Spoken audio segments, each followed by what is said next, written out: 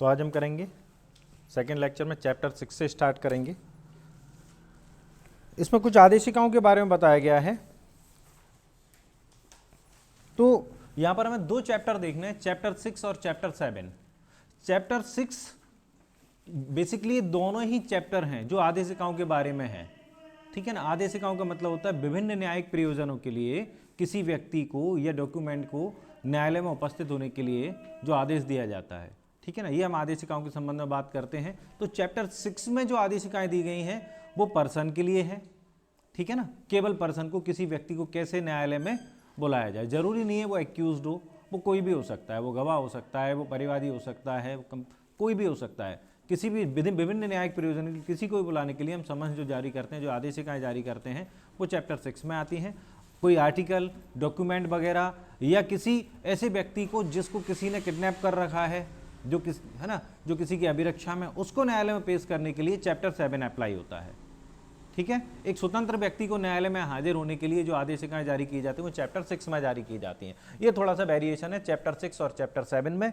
तो हम देखते हैं यहाँ पर आदेशिकाओं में हमें कुछ ज़्यादा नहीं करना है, हमें पॉइंट टू पॉइंट काम करना है, क्योंकि मेंस में हमारे यहाँ इस तरीके के क्वेश्चन आते नहीं हैं। आ भी जाए तो कोई इतनी बड़ी प्रॉब्लम नहीं है, तो हम पॉइंट टू पॉइंट करेंगे, इस चैप्टर से जल्दी निकलेंगे, है ना। तो यहाँ पर पहले हम ये देख लें कि आदेशिकाएं कितने प्रकार की होती हैं। एक आती है समन, समन के बाद आता है वारंट, है ना। वारंट के बाद आता है प्रोक्लेमेशन, उद्घोषणा, और उद्घोषणा से भी यदि कोई व्यक्ति न्यायालय में उपस्थित नहीं होता है तो हम उसकी प्रॉपर्टी को अटैच कर सकते हैं, मूवेबल इमूवेबल प्रॉपर्टी को अटैच कर सकते हैं। 4 प्रकार के जो आदेशिकाएं होती हैं हम देखते हैं।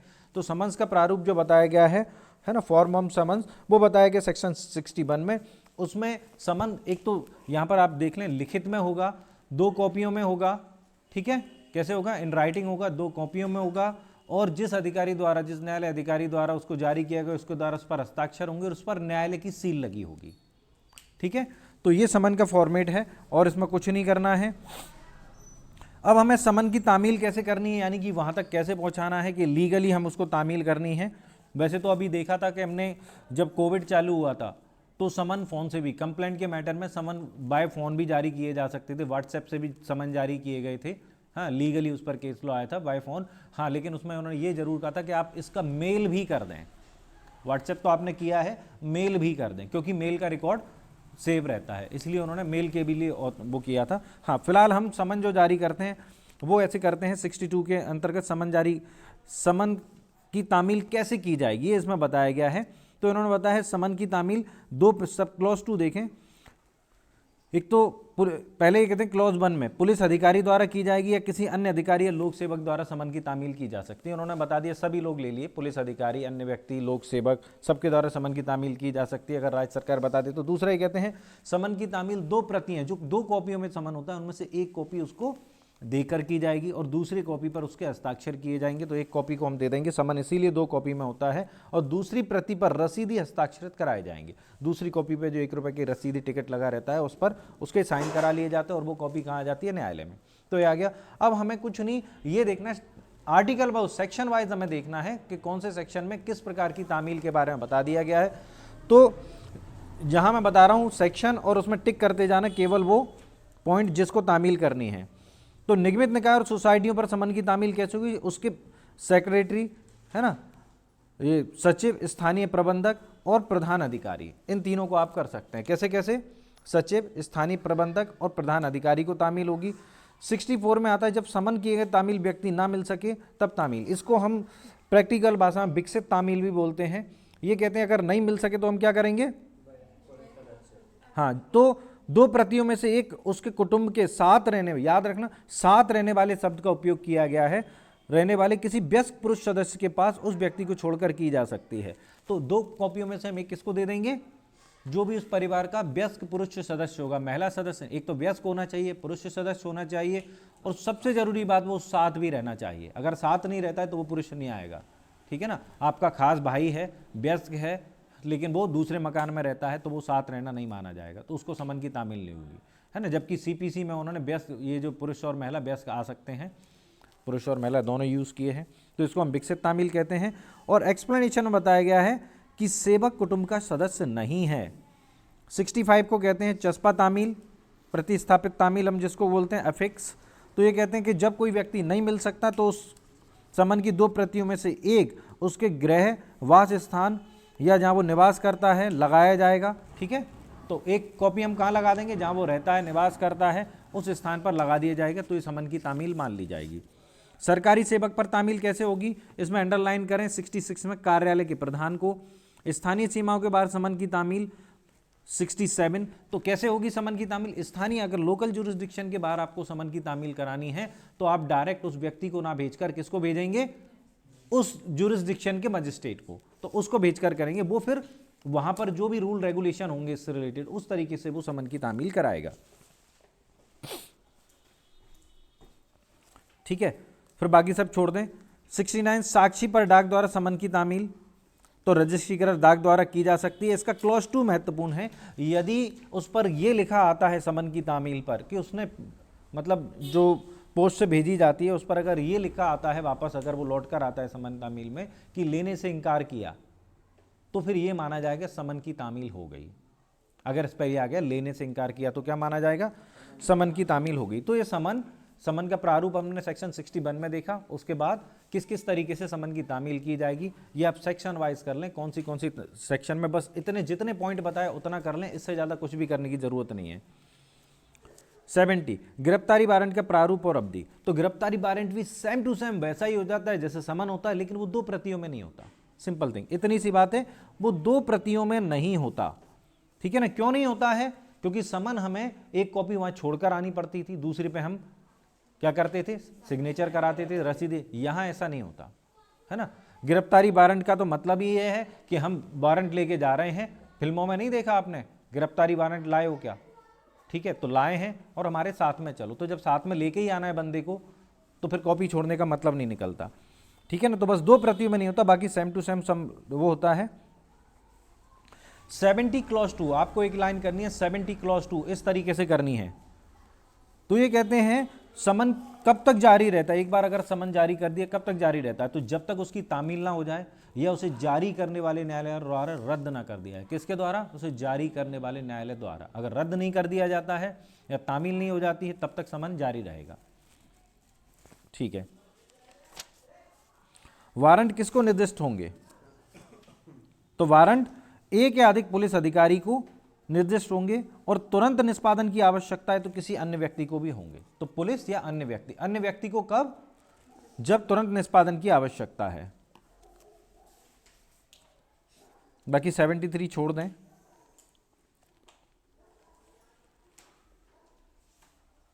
75 में है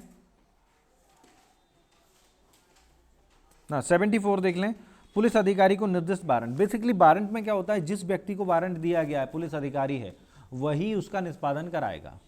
ठीक है, लेकिन हाँ, वो पुलिस अधिकारी क्या कर सकता है, जैसे उसको मान लो थाना इंचार्ज को दे दिया गया, तो फिर वो क्या करेगा, अपने किसी जूनियर ऑफिसर को, है ना, अधीनस्थ पुलिस अधिकारी को, उस पर एंडोर्समेंट करेगा और उसका नाम मेंशन करेगा कि हाँ अब तुम जाकर इसका निष्पादन कराओ, एग्जीक्यूशन कराओ।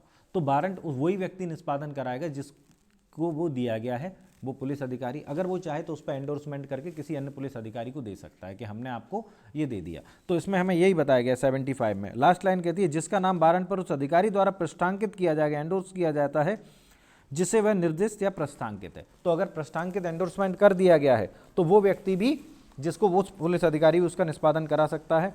और 75 की लास्ट लाइन कहती है यदि ऐसी अपेक्षा की जाती है तो वारंट उस व्यक्ति को दिखा दिए। तो वारंट किस लिए होता है, फिल्मों में देखा है ना, दिखाओ कहाँ है वारंट, तो दिखा देते हैं हम वारंट। तो दिखाकर मतलब वारंट के सार की उसको सूचना दी जाएगी कि हाँ आपका गिरफ्तारी वारंट, अगर कोई मांगता है तो आप उसको दे सकते हैं। ठीक है। 77 वारंट कहाँ निष्पादित होंगे, तो वारंट भारत के किसी भी स्थान में निष्पादित होंगे। वारंट अगर एक बार जारी कर दिया गया तो भारत के किसी भी स्थान में निष्पादित किया जा सकता है। हमने ये कैसे कैसे पढ़ा था, सेक्शन 48, सेक्शन 60 और सेक्शन 77 में, तीनों में एक ही शब्द है, भारत के किसी भी स्थान में। ठीक है। 78 कहता है भारत के बाहर निष्पादन के लिए, वो अधिकारता के बाहर निष्पादन के लिए भेजा जाना। यहां आप दो सेक्शन को ध्यान में रखें, 78 और 79। ठीक है। अगर आप अपने जुरिस्डिक्शन के बाहर भेजते हैं तो कैसे भेजेंगे, स्थानीय अधिकारता के बाहर अगर आपको वारंट का समन के लिए, तो आपने क्या किया था, समन आप डायरेक्ट उस मजिस्ट्रेट को भेज देते हैं, जिसकी अधिकारता में उसका निष्पादन किया जाना है, समन की तामील की जानी, लेकिन वारंट का एग्जीक्यूशन किया जाना है, तो उसमें हम क्या करेंगे, हम डायरेक्ट मजिस्ट्रेट को नहीं भेजते। हम दो सेक्शन देख रहे हैं, दोनों का टाइटल देखें। पहला कहता है अधिकारता के बाहर निष्पादन के लिए भेजा गया वारंट, दूसरा कहता है अधिकारता के बाहर निष्पादन के लिए पुलिस को निर्दिष्ट वारंट। तो यहां पर आपको केवल अधिकारी याद करने हैं। 78 में आप उसको कहां भेजेंगे, किसी पुलिस अधिकारी को निर्दिष्ट करने के बजाय उसे कैसे भेजेंगे, डाक द्वारा या अन्यथा, डाक से ही भेज सकते हैं, किसी अन्य व्यक्ति से ही भेज, वहां के एग्जीक्यूटिव मजिस्ट्रेट है ना, और जिला पुलिस अधीक्षक यानी एसपी और पुलिस कमिश्नर। तो किस किस को भेजेंगे, एग्जीक्यूटिव मजिस्ट्रेट है ना, एसपी या पुलिस कमिश्नर को भेज सकते हैं, और वो उस पर अपना पृष्ठांकन करके जैसे भी उसको उसका एग्जीक्यूशन कराना है करा देंगे। ये प्रोसीजर है, ठीक है ना। और उसको कहाँ भेज देंगे, उस मजिस्ट्रेट के पास जिसने उसको ये तामील वारंट भेजा है। 79 कहती है अगर पुलिस को निर्दिष्ट वारंट है तो हम उसको कैसे करेंगे, पुलिस को अगर दिया है हमने, डायरेक्ट पुलिस के लिए, वह पुलिस अधिकारी उसे पृष्ठांकन के लिए मामूली तौर पर, अगर हमने पुलिस को दिया है कि आप जाएं और डायरेक्ट इसका एग्जीक्यूशन कराएं, तो पुलिस अधिकारी कहाँ जाएगा, किसी दूसरे के जुरिस्डिक्शन में डायरेक्ट नहीं कर सकता है। कई बार आपने देखा होगा ऐसी कंट्रोवर्सी फिल्मों में होती है कि भाई हमारे एरिया में आप वारंट लेकर नहीं आ सकते इस तरीके से। तो पहले उसका वो एंडोर्समेंट कराना होगा, किससे, एग्जीक्यूटिव मजिस्ट्रेट से या पुलिस थाने के बाहर साधक अधिकारी से, अनुमन पंक्ति के पुलिस अधिकारी के पास। तो जो भी वारंट लेकर जाएगा पुलिस अधिकारी, उसका क्या एंडोर्समेंट कहां से कराएगा, उस क्षेत्र के एग्जीक्यूटिव मजिस्ट्रेट से या वहां के थाना इंचार्ज से, अनुमत श्रेणी के व्यक्ति से, तब वो उसका एग्जीक्यूशन कर सकता है और उसमें उनकी सहायता भी ले सकता है। लेकिन अर्जेंट मैटर है तो वो डायरेक्ट एग्जीक्यूशन कर सकता है। ये हमें बताया गया क्लॉज 3 में। फिर आता है प्रोक्लेमेशन एंड अटैचमेंट, उद्घोषणा और कुर्की। तो उद्घोषणा में दी गई 82 में और कुर्की दी गई 83 में, ठीक है। तो यहां पर हम करते हैं, यदि तो अगर कोई व्यक्ति जिसको वारंट जारी किया गया है वो वारंट की तामील नहीं कर रहा है, अपने आप को छुपा रहा है, तो हम उसके लिए उद्घोषणा जारी कर सकते हैं। उद्घोषणा में जिस दिन जारी की जाएगी उससे 30 दिन बाद की कोई डेट होगी कि इस डेट में आप न्यायालय के समक्ष उपस्थित हों। कौन सी, 30 दिन बाद की, कि इस डेट में आप न्यायालय के समक्ष उपस्थित हों। और उसका क्लॉज 2 कहता है उद्घोषणा को प्रकाशित किया जाएगा, ठीक है। और क्लॉज 2 इतना महत्वपूर्ण नहीं, क्लॉज 82 क्लॉज 3 ज्यादा महत्वपूर्ण है। अगर प्रकाशन कर दिया गया है, अगर एक बार उसका प्रकाशन कर दिया गया है तो ये माना जाएगा, पब्लिकेशन से क्या माना जाएगा, ये माना जाएगा कि ये इस बात का निश्चायक साक्ष्य है कि उद्घोषणा प्रकाशित की गई थी, ठीक है, निश्चायक साक्ष्य होगा इसका। बाकी सब छोड़ दें। अब करते हैं कुर्की। तो हमने उसको टाइम दिया था 30 दिन तक का, प्रकाशन भी किया था, पब्लिकेशन किया, फिर भी वो नहीं आया, तो हम क्या करेंगे, उसकी प्रॉपर्टी को अटैच कर सकते हैं। याद रखना, उसकी प्रॉपर्टी पूर्व या पश्चात, उद्घोषणा जारी करने के पूर्व पश्चात या साथ में अटैच की जा सकती है अगर अर्जेंट मैटर है। वैसे तो ये होता है, प्रोसेस ये है कि अगर प्रोक्लेमेशन उद्घोषणा से ही व्यक्ति नहीं आता है तो हम प्रॉपर्टी को अटैच करते हैं, लेकिन ये मैंडेटरी प्रोविजन नहीं है। अगर हमें ऐसा लगता है कि नहीं साथ में अटैचमेंट करना है, तो साथ में उद्घोषणा के अटैचमेंट करना है तो साथ में भी कर सकते हैं, ठीक है। तो कुर्की का आदेश अगर जंगम अगर वो नहीं आता है तो हम क्या करेंगे, है ना, उद्घोषणा जारी करने के पास उसकी मूवेबल इमूवेबल प्रॉपर्टी को अटैच कर सकते हैं, ठीक है। लेकिन यदि उसका शपथ पत्र या अन्यथा समाधान हो जाता है, 2 पॉइंट आप कर दें कि वो अपनी संपत्ति को हटाने वाला है, यानी कि उसका व्ययन करने वाला है, डिस्पोज करने वाला है, या फिर न्यायालय की स्थानीय सीमाओं से हटाने वाला है, तो उसको उद्घोषणा के साथ कुर्की का आदेश भी दे सकता है। किस कंडीशन में, ये दोनों ही जो पॉइंट हैं वो किससे रिलेटेड हैं, प्रॉपर्टी से। कुर्की अगर वो डिस्पोज करने वाला है या फिर उसका न्यायालय की अधिकारती सीमाओं से हटाने वाला है, तुम उसको क्या कर सकते हैं, उद्घोषणा के साथ में भी उसकी कुर्की कर सकते हैं। अब हम यहां पर देखेंगे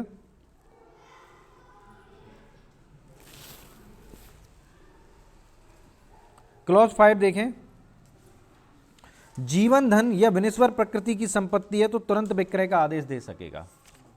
जीवन धन है ना, पशु वगैरह है कुछ, ठीक है, और विनिश्वर नष्ट होने वाली संपत्ति, कोई फसल है जो जल्दी खराब हो सकती है, तो उसको तुरंत विक्रय का आदेश दे सकेगा।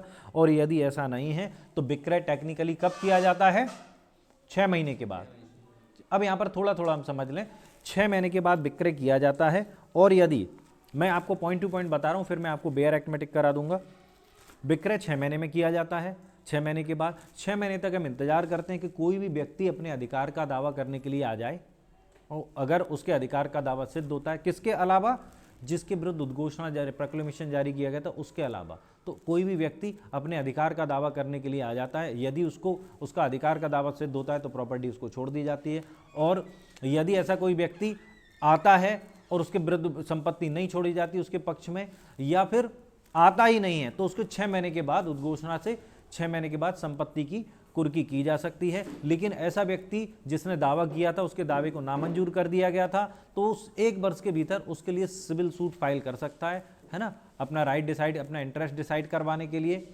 और यदि कोई व्यक्ति, मान लो संपत्ति की कुर्की हुई है, उसको सेल कर दिया गया नीलामी के द्वारा, और ऐसा व्यक्ति यदि 2 वर्ष के भीतर आ जाता है, तो चूंकि ये प्रॉपर्टी की नीलामी ऐसे तो हुई नहीं कि हमें किसी को पैसा देना है, पैसा तो गवर्नमेंट के पास ही है, तो सारे खर्चे वगैरह निकाल के जो कुछ भी बचता है, अगर वो अपनी अनुपस्थिति का सफिशिएंट कॉज बताए कि मैं क्यों नहीं आ पाया, है ना, अगर वो सेटिस्फाई करता है न्यायालय को, तो न्यायालय क्या करेगा, उसको जो बचा हुआ पैसा है, जो खर्चे वगैरह निकाल के सारा वो बचा हुआ पैसा उस व्यक्ति को दे देगा। तो ओवरऑल इसमें हम यही पढ़ेंगे। तो 6 महीने में यदि कोई व्यक्ति आता है, ये लिखा है क्लॉज 2 में, क्लॉज 1 में, उद्घोषित व्यक्ति से भिन्न व्यक्ति आता है, ठीक है ना। बाकी क्लॉज 4 कहता है कि यदि उसका दावा नामंजूर कर दिया जाता है तो 1 वर्ष के भीतर वो वाद संस्थित कर सकता है, ठीक है। और अगर वाद संस्थित कर देगा तो फिर क्या होगा, उसकी जो कुर्की है उसका विक्रय रोक दिया जाएगा। क्लॉज 85 कहता है कुर्क की हुई संपत्ति को निर्मुक्त करना, विक्रय और वापस करना। तो यदि कोई व्यक्ति हाजिर हो जाता है विद इन टाइम तो उसको संपत्ति वापस कर दी जाएगी, और अगर कोई नहीं होता है तो 6 महीने के भीतर उसको क्लॉज 2 में विक्रय कर दी जाएगी, ठीक है। और क्लॉज 3 कहता है कि यदि वो व्यक्ति जिसके खिलाफ उद्घोषणा निकाली गई थी, अगर वो 2 वर्ष के भीतर आ जाता है और सफिशिएंट कॉज बताता है, तो फिर उसकी संपत्ति का जो भी विक्रय किया गया, जो भी अमाउंट उसका होगा, सारे खर्चे वगैरह निकाल के वो उसको वापस कर दिया जाएगा।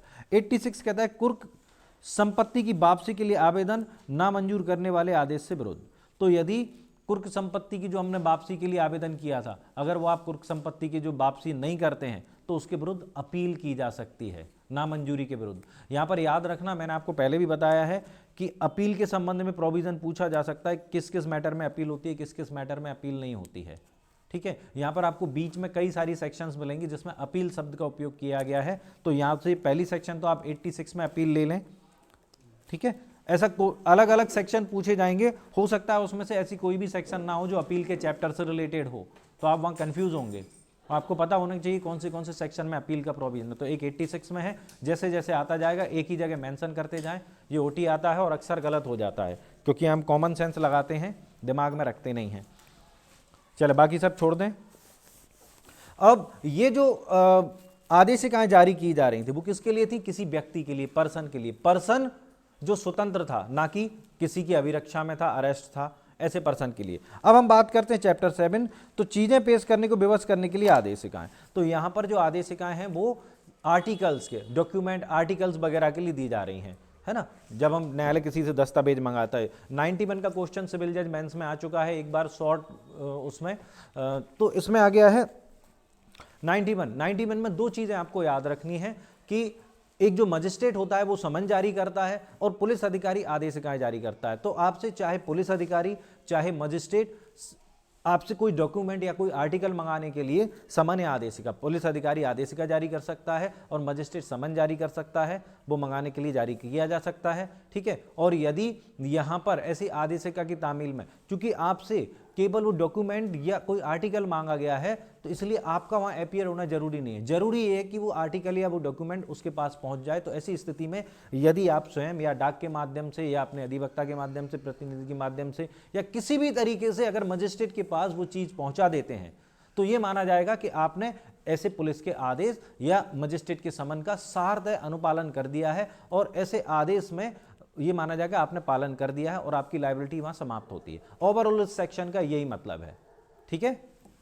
तो अगर आप इसमें ऑब्जेक्टिव यही पूछा जाएगा कि अगर आपने उसको किसी भी तरीके से वहां पहुंचा दिया है उस डेट पर, तो आपने उसका समन का सार्थक अनुपालन कर दिया है। अब यहां पर आगे हम चलेंगे 92 से, तो 92 से जो हम चलेंगे उसमें सबसे पहला ऑब्जेक्टिव तो हमारा 98 तक यही बन जाता है कि कौन सा ऑफिसर, कौन सा मजिस्ट्रेट इस मैटर में समन जारी करेगा। आदेशिकाएं जारी करेगा। सबसे पहला क्वेश्चन, जितने भी सेक्शन है सब में, यहां पर हमें ऑफिसर्स के नाम है, अभी तो हमने 91 में सिंपल दे दिया मजिस्ट्रेट या पुलिस अधिकारी। 92 कहता है डाक तार विभाग से रिलेटेड जो मैटर, तो डाक तार विभाग से रिलेटेड मैटर्स में समन जारी करने का जो राइट है ना, पोस्ट ऑफिस से चीजें मंगाने का, वो हर व्यक्ति को नहीं है, ये केवल है डीएम, सीजेएम और सेशन कोर्ट और हाई कोर्ट। किस किस को है? जिला मजिस्ट्रेट, मुख्य न्यायिक मजिस्ट्रेट, सेशन कोर्ट और हाई कोर्ट को है। केवल किसको है? इनको। तो ये डाकतार अधिकारी से कोई भी चीज मंगा सकते हैं। तो क्या सेकंड क्लास मजिस्ट्रेट और फर्स्ट क्लास मजिस्ट्रेट नहीं मंगा सकते? नहीं मंगा सकते। यहां क्लॉज ये है कि ये उस पोस्ट ऑफिस में आदेशिका जारी करेंगे कि हम मुख्य न्यायिक मजिस्ट्रेट से परमिशन लेकर आ रहे हैं, मुख्य न्यायिक मजिस्ट्रेट से हम ऐसा आदेश करवाएंगे जो क्लॉज 1 में किया जा रहा है, वो आपसे मंगाएगा। तब तक के लिए आप ये जो पोस्ट है, जो भी डाक है, जो भी आपके पास डॉक्यूमेंट है आपके पास सुरक्षित है, उसको आगे ना दें, अपने पास सुरक्षित रखें, उसको डिलीवर ना करें। Simple thing.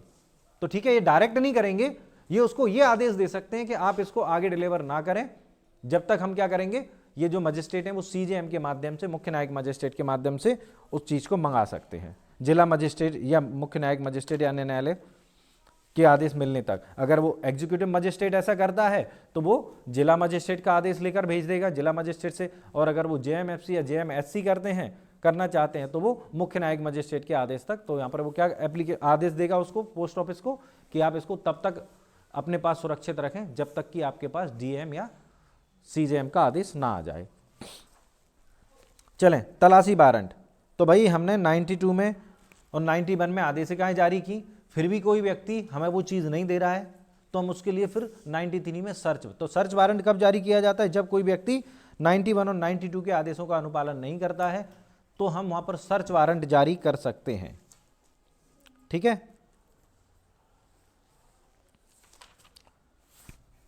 Search sub section 2 कहता है कि यदि किसी विशेष भाग के लिए, अगर किसी विशेष भाग के लिए सर्च वारंट जारी किया गया तो केवल उतने ही भाग की सर्चिंग की जाएगी, उससे ज़्यादा की नहीं। एक कमरा, एक घर, वॉटेवर जो भी स्थान बताया गया है। ठीक है। 94 सेक्शन वाइज कर लें। इसमें उस स्थान की तलाशी जिसमें चुराई हुई संपत्ति या कूट रचित दस्तावेज होने के संदेह है। यदि किसी को लगता है कि हाँ इसमें ऐसा संदेह कि यहाँ पर कूट रचित दस्तावेज या फिर चुराई हुई संपत्ति रखी गई है, तो उसके लिए मैंने आपको बोला इनमें जो मैन ओटी है वो इसके अधिकारी हैं, तो वो डीएम, एसडीएम, जेएमएफसी। ठीक है। 95, 96 एक ही सेक्शन है, कंटिन्यूएशन में एक दूसरे के। तो कुछ जो पब्लिकेशंस हैं उनको जब्त करने की, कुछ इस तरीके के डिस्प्यूटेड पब्लिकेशंस अगर कोई व्यक्ति करता है, डिस्प्यूटेड पब्लिकेशन करता है, जैसे आपने देखा होगा आजकल मूवीज़ वगैरह आ रही हैं तो उसमें जो पब्लिकेशंस वगैरह हैं कुछ सीन वगैरह काट दिए जाते हैं, इस तरह की कोई भी चीज़ है ना, रिस्ट्रिक्टेड कर दी जाए कि ये चीज़ आप मार्केट में नहीं फैलाओगे। अगर कोई चीज़ रिस्ट्रिक्टेड कर दी गई उसको गवर्नमेंट ने, किसने, स्टेट गवर्नमेंट ने अगर फोरफीट कर ली है, जब्त कर ली है, ठीक है, तो ऐसे प्रकाशन के लिए राज्य सरकार को प्रतीत होता है तो वो उसको क्या कर सकती है, जब्त कर सकती है। अगर उसने जब्त कर ली है तो आगे की प्रोसीडिंग हमें 96 में मिलती है। इसके लिए आप हाई कोर्ट में विद इन 2 मंथ ऐसे फोरफीट के अगेंस्ट हाई कोर्ट में विद इन 2 मंथ एप्लीकेशन कर सकते हैं, और ऐसे डिसीजन न्यायालय कम से कम 3 न्यायाधीशों की बेंच के द्वारा देगा। ये बेंच का जो प्रोविजन दिया गया है सब सेक्शन 2 में दिया गया है।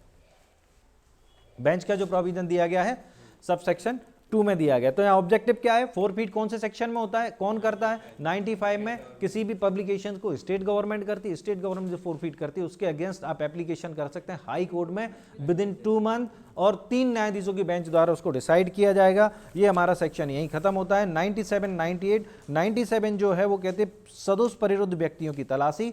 तो अगर किसी व्यक्ति को किसी ने परिरोध में रखा है, रॉन्गफुल कन्फाइनमेंट में रखा है, तो उसकी तलाशी के लिए आदेशिका जारी की जा सकती है।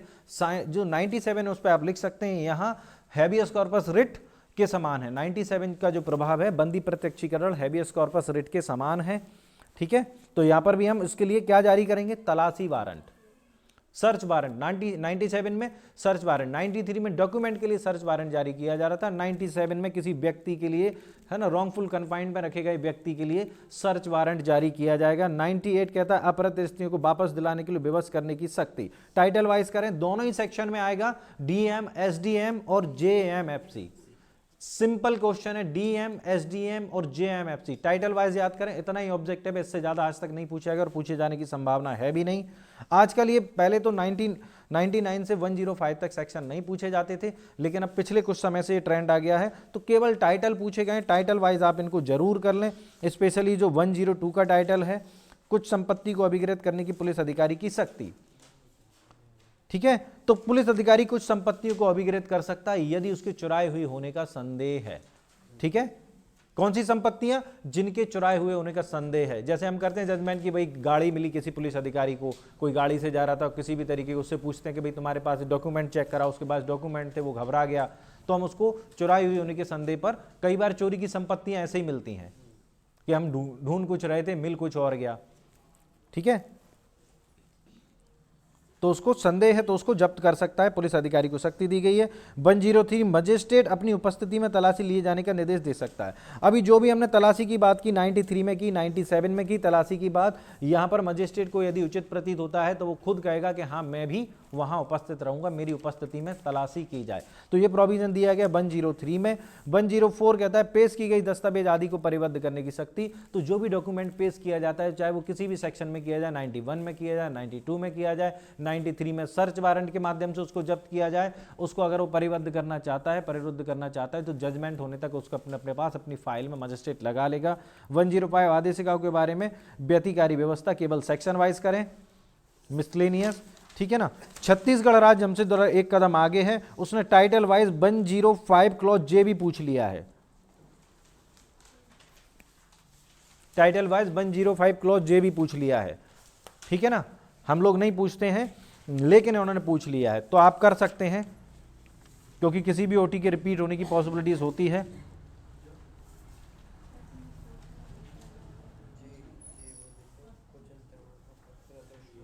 ठीक है, अब हम चलते हैं, हमारा जो नेक्स्ट चैप्टर है, चैप्टर है 8।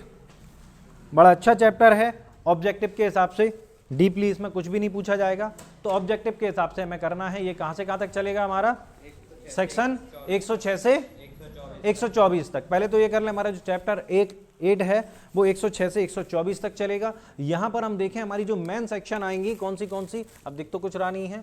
ठीक है, 106, 107, 108, 109, 110, 111, 117 और 122। इसमें जो मेन सेक्शन है हमें टोटल यहां रहना है 117 के, यहां 115 भी हम ले लेते हैं। ठीक है, तो ये मेन सेक्शन है जिसमें जो आदेशिकाएं जारी दी जाती हैं वो 106 से 110 तक दी जाती हैं। इसको भी हम दो भागों में बांट देते हैं। ठीक है ना, किस किस के लिए? परिशांति कायम रखने, फॉर पीस एंड सदाचार, गुड बिहेवियर, है ना। तो keeping peace and good behaviour, दो चीजों के लिए हमारे पास वो आएंगी सेक्शन। तो keeping peace and good behaviour के लिए हमारे पास 106 और 107, और गुड बिहेवियर के लिए है 107, वो 108, 109 और 110। ये 5 सेक्शन हमारे पास हैं जिसमें बेसिकली इनमें हो क्या रहा है, इनमें हो रहा है इसके लिए हम किसी व्यक्ति से बॉन्ड भरवाते हैं, सिक्योरिटी लेते हैं कि आप ऐसा आगे नहीं करेंगे।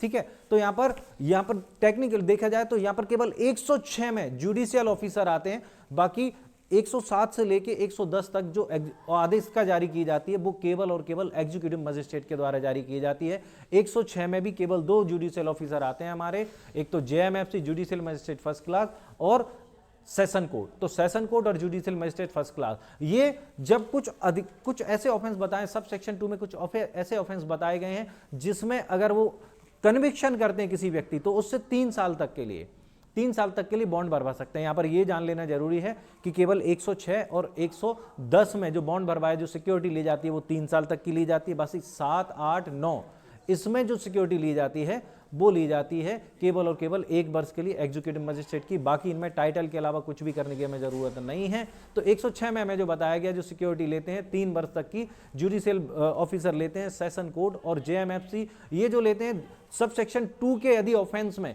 किसी को कन्विक्ट करते हैं तब लेते हैं, अन्यथा नहीं। अब देखने वाली बात है कि सब सेक्शन 2 में कौन से ऑफेंस आते हैं। तो सब सेक्शन 2 में आते हैं आईपीसी के चैप्टर 8 के ऑफेंस, जिसमें सेक्शन 153A, 153B ये जो है ना, और 4 ये जो सेक्शन है ये नहीं आते। फिर आता है हमला, आपराधिक बल और ये वाले ऑफेंस और जिनमें परिशांति या आपराधिक अभितराज या ऐसे कोई ऑफेंस जिसमें परिशांति भंग होती है। अगर इस तरीके के ऑफेंस में कन्विक्ट किया जाता है 106 में किसी व्यक्ति को, ठीक है, तो उससे जो सेशन कोर्ट या जेएमएफसी उससे सिक्योरिटी बॉन्ड भरवा सकते हैं कि आप बॉन्ड भरें। और ये बॉन्ड कब से चालू होगा? जब वो कन्विक्शन उनका खत्म हो जाएगा, 3 साल तक उसके बाद चलेगा।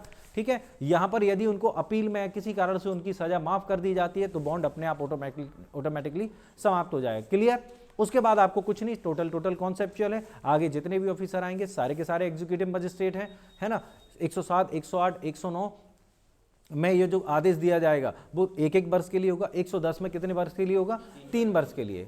ठीक है, यहां पर हमें टाइटल देखने हैं। 107 में बताया गया है क्या कि पीस, है ना, कीपिंग पीस, ठीक है ना, अदर उसके लिए 106 से भिन्न कारणों के लिए कीपिंग पीस, और बाकी के लिए बताया गया 108, 109, 110 में बताया गुड बिहेवियर। तो गुड बिहेवियर जो आएगा 108 में क्या है?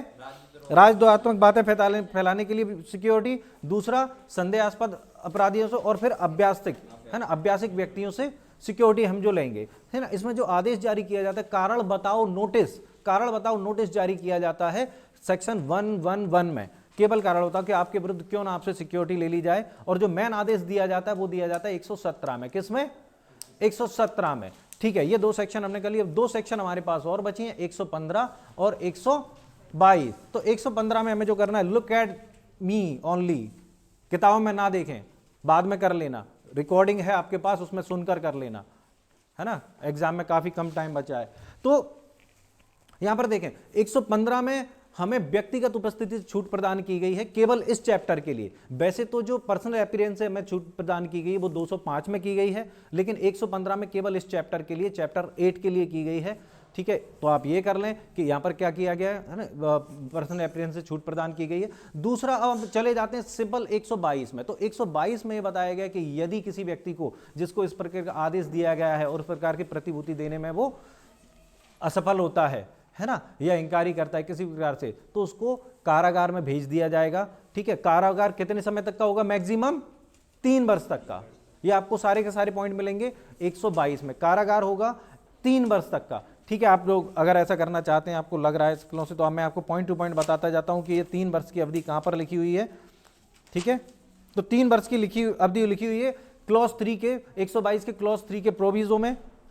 ठीक है, इसके बाद जो कारागार दिए जाएंगे यहां पर, वो हम चले जाएंगे 7 और 8 को, क्लॉज 7 है 122 का, 7 और क्लॉज 8, और हम थोड़ा सा हम यहां पर देख लेते हैं, टिक कर लें 7 और 8। उसमें बताया गया है कि जो परिशांति कायम रखने के लिए हमारे पास 2 हैं, keeping peace and good behaviour. तो कीपिंग पीस यानी कि 106, 107 और गुड बिहेवियर से 108। यहां पर यदि कोई कारावास दिया गया तो वो कैसा होगा? सिंपल। और उसके बाद 109 और 110 में जो कारावास होगा वो कैसा होगा? सिंपल या रिग्रेस। तो कीपिंग पीस के जो दोनों सेक्शन है 106, 107, यहां पर सिंपल होगा, और गुड बिहेवियर से रिलेटेड 108 जो है वहां पर रिग्रेस, वो है ना, सिंपल होगा, और बाकी 109 और 110 में सिंपल और रिग्रेस दोनों हो सकता है। ठीक है, ये हमारा चैप्टर, यहां पर चैप्टर 8 खत्म। हम चैप्टर 9 में आते हैं, ये बात करते हैं मेंटेनेंस की। ठीक है, तो मेंटेनेंस के बारे में बताया गया 125 से लेके 127 तक, 28 तक, सॉरी, है ना, 125 से लेके 28 तक हमें केवल और केवल एक सेक्शन पढ़नी है 125। बाकी 126 में हमें जुरिसडिक्शन के बारे में थोड़ा सा पढ़ लेंगे, बाकी दोनों सेक्शन हमें टाइटल वाइज करनी है। तो यहां पर हम देखते हैं कि जो मेंटेनेंस दिया जाएगा इसमें 5 सब सेक्शन हमें बताई गई हैं, 125 में 5। तो यहां पर हमें ये देखना है कि मेंटेनेंस कौन कौन दे सकता है। वैसे तो इसमें 125 में शब्द का उपयोग किया गया पर्याप्त साधनों वाला कोई व्यक्ति। तो पर्याप्त साधनों वाला कोई व्यक्ति, वैसे तो इसमें स्त्री भी आनी चाहिए लेकिन आ नहीं रही है ना। यहां पर जो पर्याप्त साधनों वाला व्यक्ति है वो पुरुष है।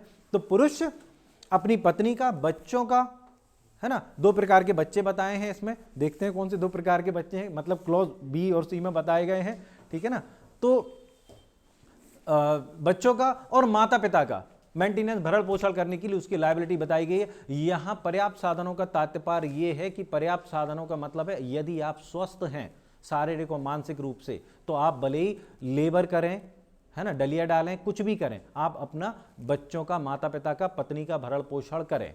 ठीक है ना। आप ये क्लॉज नहीं ले सकते कि आपका व्यापार बंद हो गया है, आप व्यापार बंद होने का ग्राउंड नहीं ले सकते हैं। ये हमें बताया गया था अंजू गर्ग वर्सेस दीपक गर्ग। ये आप नोट करने में टाइम खराब ना करें, अंजू गर्ग वर्सेस दीपक गर्ग वीडियो देखें, ठीक है। उसमें लिखा भी 2022 का लेटेस्ट केस लॉ है, टाइम खराब करते हो, चलो कोई बात नहीं।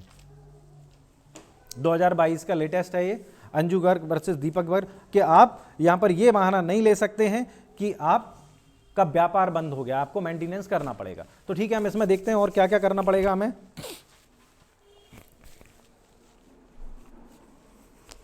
अब आते हैं हम कि हमें 3 clause A B C D। तो पहले मैं बताया गया पत्नी, तो पहले तो हम देख लें पत्नी कौन है। पत्नी को मेंटेनेंस जो देंगे वो अलग बात हो गई, पत्नी कौन है। तो पत्नी के लिए हमें आगे एक्सप्लेनेशन में बताया गया है कि पत्नी वो है जिससे आपका वैध रूप से विवाह हुआ हो, और अगर तलाक हो गया है तो तलाक होने के बाद आपकी पत्नी ने दूसरी शादी नहीं की है तो वो पत्नी है। मेंटेनेंस के पर्पस के लिए तलाकशुदा स्त्री भी पत्नी है जब तक कि उसने शादी नहीं की है, केवल मेंटेनेंस के पर्पस के लिए, बाकी फिर वो आपकी पत्नी नहीं है, ठीक है ना। आप भरण पोषण उसको देंगे जब तक कि उसकी शादी नहीं हो जाती, ठीक है। यह हमें आगे बताया गया है। तो यहां पर एक केस लॉ और आया था, जो केस लॉ नोट करने की जरूरत नहीं, उसमें एक आ गया था कि यदि एक पत्नी है, अगर मान लो एक ऐसी स्त्री जिससे आपका शादी नहीं हुई है, अवैध रूप से आप उसके साथ में रह रहे हैं, तो उससे उत्पन्न संतान वो आपकी लेजिटिमेट संतान मानी जाएगी और आप उसका भरण पोषण देंगे, लेकिन उस स्त्री को आपसे मेंटेनेंस प्राप्त करने का हक नहीं होगा।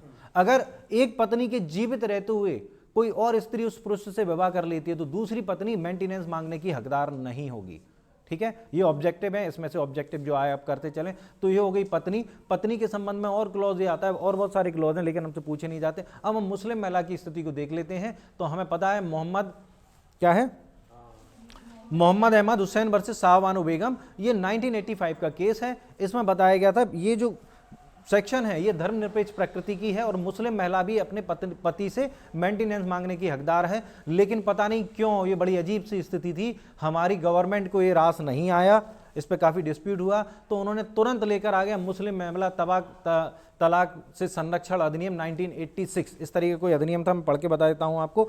मुस्लिम महिला विवाह विच्छेद पर अधिकारों का संरक्षण अधिनियम है ना, 1986, the Muslim women protection of right on divorce act 1986। इसमें उन्होंने इस क्लॉज को बदल दिया। उन्होंने कहा नहीं, ये महिला मतलब इस तरीके से इनको मेंटेनेंस नहीं दिया जाएगा, इनको मेंटेनेंस केवल और केवल इद्दत की अवधि तक दिया जाएगा। मुस्लिम महिलाओं को मेंटेनेंस दिया जाएगा केवल और केवल इद्दत की अवधि, है ना। इद्दत शब्द को अब डिटेल में आप जानते हैं, देख लेना, इतना टाइम नहीं है।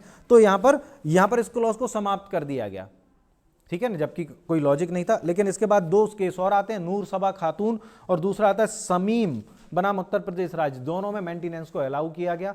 तो इस तरीके के हमारे 4 केस थे मुस्लिम महिलाओं से रिलेटेड, ये आप लोग कर लें। इसके बाद आता है हमारे बच्चों से संबंधित बात आ जाती है। तो बच्चे हमें 2 प्रकार के बताए गए हैं, एक तो अवयस्क बच्चे और हैंडीकैप्ड बच्चे, ठीक है ना। तो बच्चों की अगर अपन बात करते हैं तो बच्चे हैं जो अवयस्क, यहाँ पर लेजिटिमेट इललेजिटिमेट दोनों प्रकार की संतानें आपकी आती हैं, जैसे कि मैं आपको अभी बता ही चुका हूँ।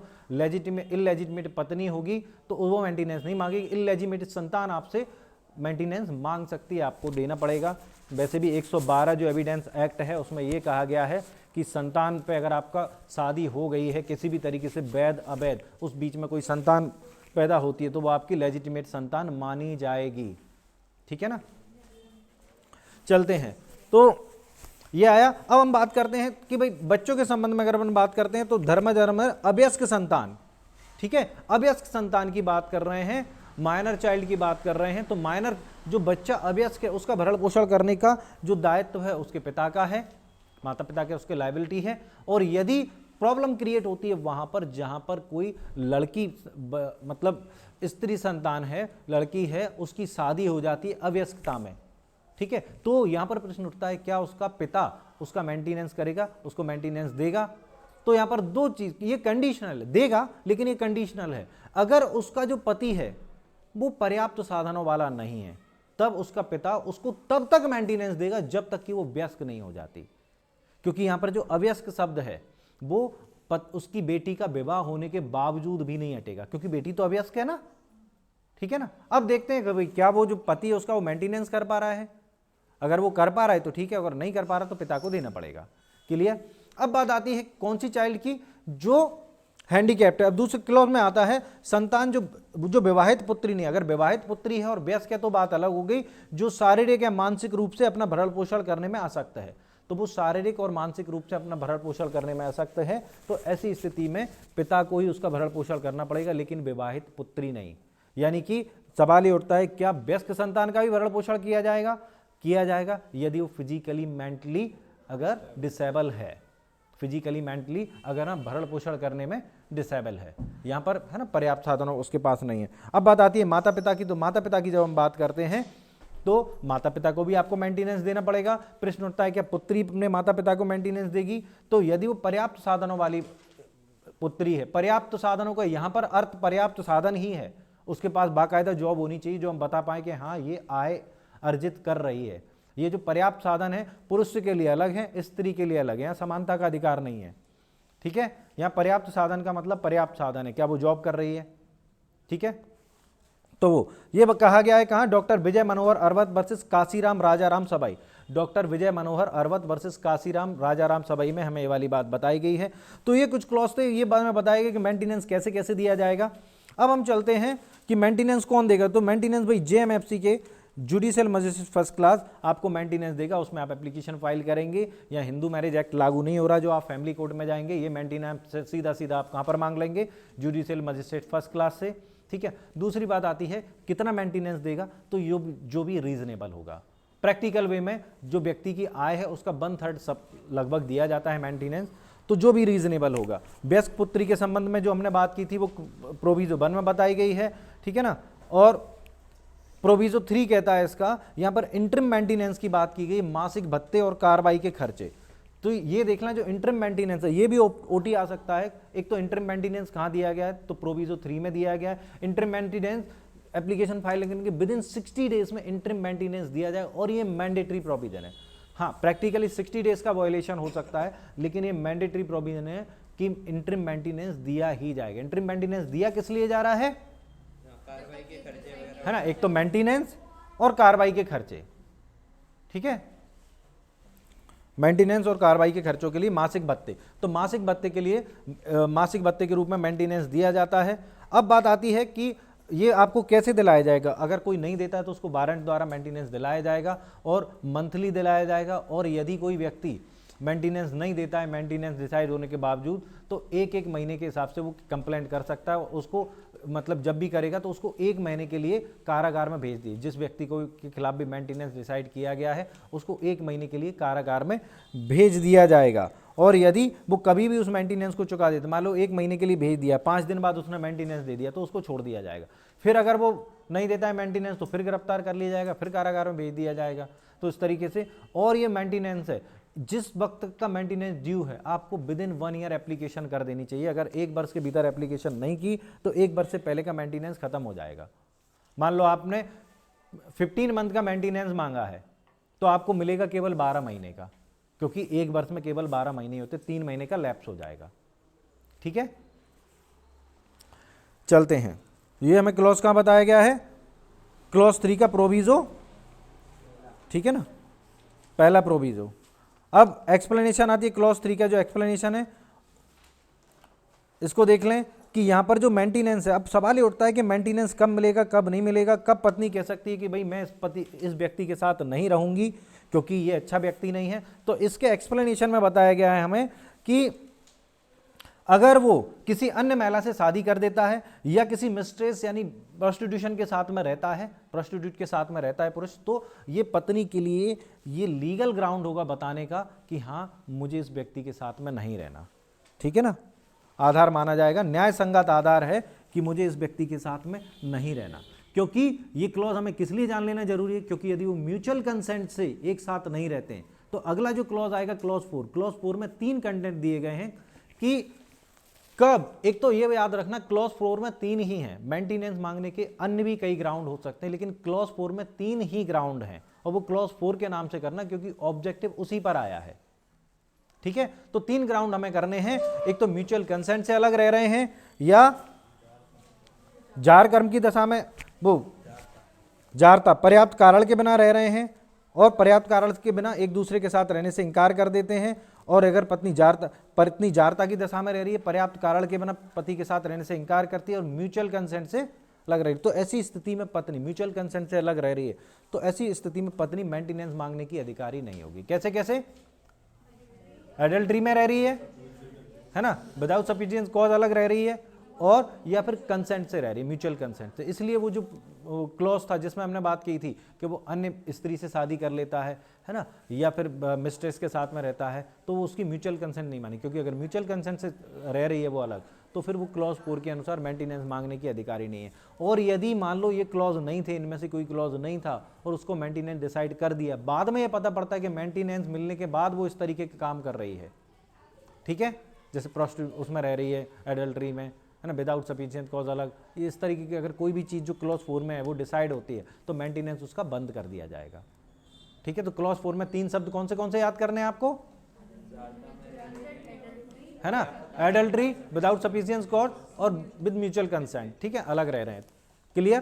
तो ये मेंटेनेंस से रिलेटेड हमारे क्लॉज थे। फिर आता है हमारा क्लॉज 6, तो ये एप्लीकेशन का जुरिस्डिक्शन क्या है, तो जुरिस्डिक्शन में वो सारी जगह जहां पर शादी हुई, ठीक है ना, पति पत्नी ने साथ में निवास किया, 126 में जहां शादी हुई, पति पत्नी ने साथ में निवास किया, है ना, कारोबार किया, तो इस तरीके से जितनी जगह भी, या फिर सेपरेशन के बाद पत्नी जहां कहीं भी रह रही है, उस सब जगह पर पत्नी एप्लीकेशन लगा सकती है मेंटेनेंस के लिए, वो सारा जुरिस्डिक्शन लगे। जुरिस्डिक्शन केवल एक नहीं है जहां पति निवास करता है, नहीं अभी एडीजे में पूछा गया था 2023 में, जहां पति निवास करता है वो जुरिस्डिक्शन नहीं है, बाकी सारे जुरिस्डिक्शन है, ठीक है। और क्लॉज 2 कहता है इसमें समन मामलों की प्रक्रिया का उपयोग किया जाएगा। क्लॉज 2 क्या कहता है 126 में, समन मामलों की प्रक्रिया का उपयोग किया जाजाएगा। और आर्टिकल ये कहता है भत्तों में परिवर्तन, अल्ट्रेशन इन अलाउंसेस 127, भत्तों में परिवर्तन कहाँ किया जाएगा, आर्टिकल 127। 120 कहता है भरण पोषण के आदेश का प्रवर्तन, तो इसको छोड़ दें, कोई मतलब नहीं है। अब आता है चैप्टर 10, जो हमारे लिए बहुत महत्वपूर्ण है। इसमें 2-4 सेक्शन पूछे जाएंगे, कुछ ऑफिसर्स पूछे जाएंगे, उस पर फोकस करें। तो यहाँ पर 2 सेक्शन 129, 130 बड़े महत्वपूर्ण हैं। ये कहते हैं सिविल बल के प्रयोग द्वारा जमात को तितर-बितर किया जाना। जैसे कि हमने बताया ऑफिसर्स पूछे जाते हैं। सिविल बल के प्रयोग द्वारा क्या होता है, सिविल बल तो कोई बल ही नहीं होता, सिविल बल तो एक आदेश होता है कि भाई इकट्ठे ना हो, खड़े ना हो, इधर उधर हो जाएं, ये होता है सिविल बल। तो ये आदेश कौन दे सकता है, पुलिस थाने का भार साधक अधिकारी, कार्यपालक मजिस्ट्रेट, है ना, या ऐसे भार साधक अधिकारी की उपस्थिति में उप निरीक्षक की पंक्ति से अन्य कोई पुलिस अधिकारी, ठीक है ना, जहां कोई 5 या अधिक व्यक्ति ऐसे जमाव को, तो जमाव से मतलब यहाँ क्या है, 5 या अधिक व्यक्तियों का जमाव, ये भी याद कर लेना, ठीक है। तो अगर उसके लिए तो सिविल बल द्वारा मतलब आदेश दे सकते हैं, या खड़े ना हो, इकट्ठे ना हो, इस तरीके से आदेश दे सकते हैं। 130 लेकिन अलग, ये कहते हैं जमाव को तितर बितर करने के लिए सशस्त्र बल का प्रयोग, यानी पिटाई, ठीक है। तो यहां पर ये थोड़ा अलग है, ये सिविल बल नहीं है। तो यहां पर हम देख लें लोक सुरक्षा के लिए, पहले तो ये क्यों दिया जाएगा, लोक सुरक्षा के लिए आवश्यक है, पब्लिक सेफ्टी, पब्लिक सिक्योरिटी के लिए अगर आवश्यक है, तो ये किसके द्वारा किया जाएगा, उच्चतम पंक्ति का कार्यपालक मजिस्ट्रेट। यहां ना पुलिस है ना कोई है ना, हायर पोस्ट का एग्जीक्यूटिव मजिस्ट्रेट ये करेगा, लाइक डीएम, एसडीएम, इन्होंने दिया नहीं है वो कौन, एसडीएम एसडीएम हो सकता है, बाकी सब छोड़ दें। फिर आता है 133, न्यूसेंस हटाने के लिए सशर्त आदेश। तो ये कहते हैं न्यूसेंस हटाने के लिए अगर कहीं न्यूसेंस किया जा रहा है किसी भी प्रकार का, तो उसके हटाने के लिए आदेश कौन देगा, डीएम, एसडीएम और द अदर एग्जीक्यूटिव मजिस्ट्रेट, ये भी छोड़ दें। फिर आता है हमारा 139, स्थानीय अन्वेषण के लिए निर्देश देने की, विशेषज्ञ की परीक्षा करने की मजिस्ट्रेट की शक्ति, टाइटल वाइज कर लें। 144, यहाँ से हम थोड़ा सा देखेंगे, बेसिकली 154 तक हमें ऐसे ही करना है, पॉइंट टू पॉइंट करना है। वैसे भी ये एग्जीक्यूटिव बॉडी से रिलेटेड है, तो अब हमारे यहाँ इनका कोई ज़्यादा वैल्यू नहीं है। 154 से असली सीआरपीसी चालू होगी। चलते हैं, तो यहाँ हम चलते हैं, तो समाज की सुरक्षा और स्वास्थ्य को खतरा है ना, तत्कालिक खतरे की आशंका है, जहां बेसिकली 144 में एक आदेश दिया जाता है। वो आदेश जो है वो या तो आदेशात्मक हो सकता है या प्रतिषेधात्मक हो सकता है। प्रतिषेधात्मक हमने यानी रिस्ट्रिक्टेड कर दिया, आप यहाँ खड़े नहीं होंगे, ये नहीं करेंगे, या किसी प्रकार का आदेश दिया जा सकता है। तो दोनों प्रकार के हो सकते हैं। और ये जो आदेश दिया जाता है वो एडमिनिस्ट्रेटिव नेचर का होता है, ना कि जुडिशियल या सेमी जुडिशियल नेचर का। ये न्यायिक या अर्ध न्यायिक आदेश नहीं है, ये प्रशासनिक प्रकृति का आदेश है। और इसमें आशंकित जो भी है, यदि आकस्मिक शांति भंग के निवारण के लिए दिया जाता है और प्रतिषेधात्मक या आदेशात्मक नेचर का होता है। ठीक है, इसको कौन देता है? डीएम, एसडीएम या other executive magistrate specially authorised by state government. तो हमें केवल इतना सा अभी इस पैरा में से करना है। किसके लिए दिया जाता है? जब समाज को सुरक्षा या आशंकित खतरा हो, स्वास्थ्य को तत्कालिक खतरे हो, ये तत्कालिक खतरे के लिए दिया जाता है। और तत्कालिक खतरे के लिए दिया जाता है, इसका मतलब तत्कालिक आदेश है और अस्थायी आदेश है, ये परमानेंट आदेश नहीं होता। और ये अस्थायी आदेश है, इसके संबंध में हमें क्लॉज 4 बताता है कि आदेश केवल दिए जाने से, मैक्सिमम जो इसकी लिमिट है वो कितनी है? 2 माह। लेकिन किन्हीं मामलों में स्टेट गवर्नमेंट मानव जीवन स्वास्थ्य क्षेम को खतरा उत्पन्न होने पर इसकी अवधि बढ़ा सकती है, जो बढ़ी हुई अवधि किसी भी कंडीशन में 6 माह से अधिक नहीं होगी। ठीक है, वैसे अगर अपन पैरा 1 में देखें, इस तरीके का ऑब्जेक्टिव पूछा तो नहीं गया है, लेकिन फिर भी हम अगर देखें तो पैरा 1 की लास्ट लाइन कहती है कि विधि पूर्वक नियोजित किसी व्यक्ति को बाधा, क्षोभ, क्षति या मानव जीवन को, स्वास्थ्य क्षेम को खतरे को या लोक प्रशांति विक्षिप्त होने या बलबे या दंगे के निवारण करने के लिए हम कर सकते हैं। तो अगर इसको देखें तो बहुत सारी चीज़ों के लिए आर्टिकल 144 का यूज़ किया जाता है। इसको हम इमरजेंसी या कर्फ्यू भी बोलते हैं। ठीक है, कर्फ्यू जो लगाया जाता है आर्टिकल 144 में ही लगाया जाता है, डीएम, एसडीएम या authorised by state government, other executive magistrate. तो इतना हमें करना है। 2 महीने के लिए दिया जाता है, इसको स्टेट गवर्नमेंट 6 महीने तक बढ़ा सकती है, 2 माह करके, उससे ज़्यादा नहीं। अब हम आगे चलते हैं, इसका ही क्लॉज डी है, स्थावर संपत्ति के बारे में विवाद। अभी हमारी सेक्शन 144 और 146 कंटिन्यूएशन में है। ठीक है ना, सप्लीमेंट के रूप में एक दूसरे के, 146, 145 के सप्लीमेंट के रूप में। यहाँ पर ये कह रहे हैं स्थावर संपत्ति के बारे में विवाद। तो आप देखें डिस्प्यूटेड इम्यूएबल प्रॉपर्टी, यहाँ पर एक चीज समझें कि यहाँ पर अगर टाइटल डिसाइड करना है तो टाइटल डिसाइड करने का काम सिविल कोड का होता है, ना कि क्रिमिनल कोड का। तो फिर कौन सा विवाद है? तो फिर विवाद है उसको उपयोग और कब्जे से लेकर विवाद।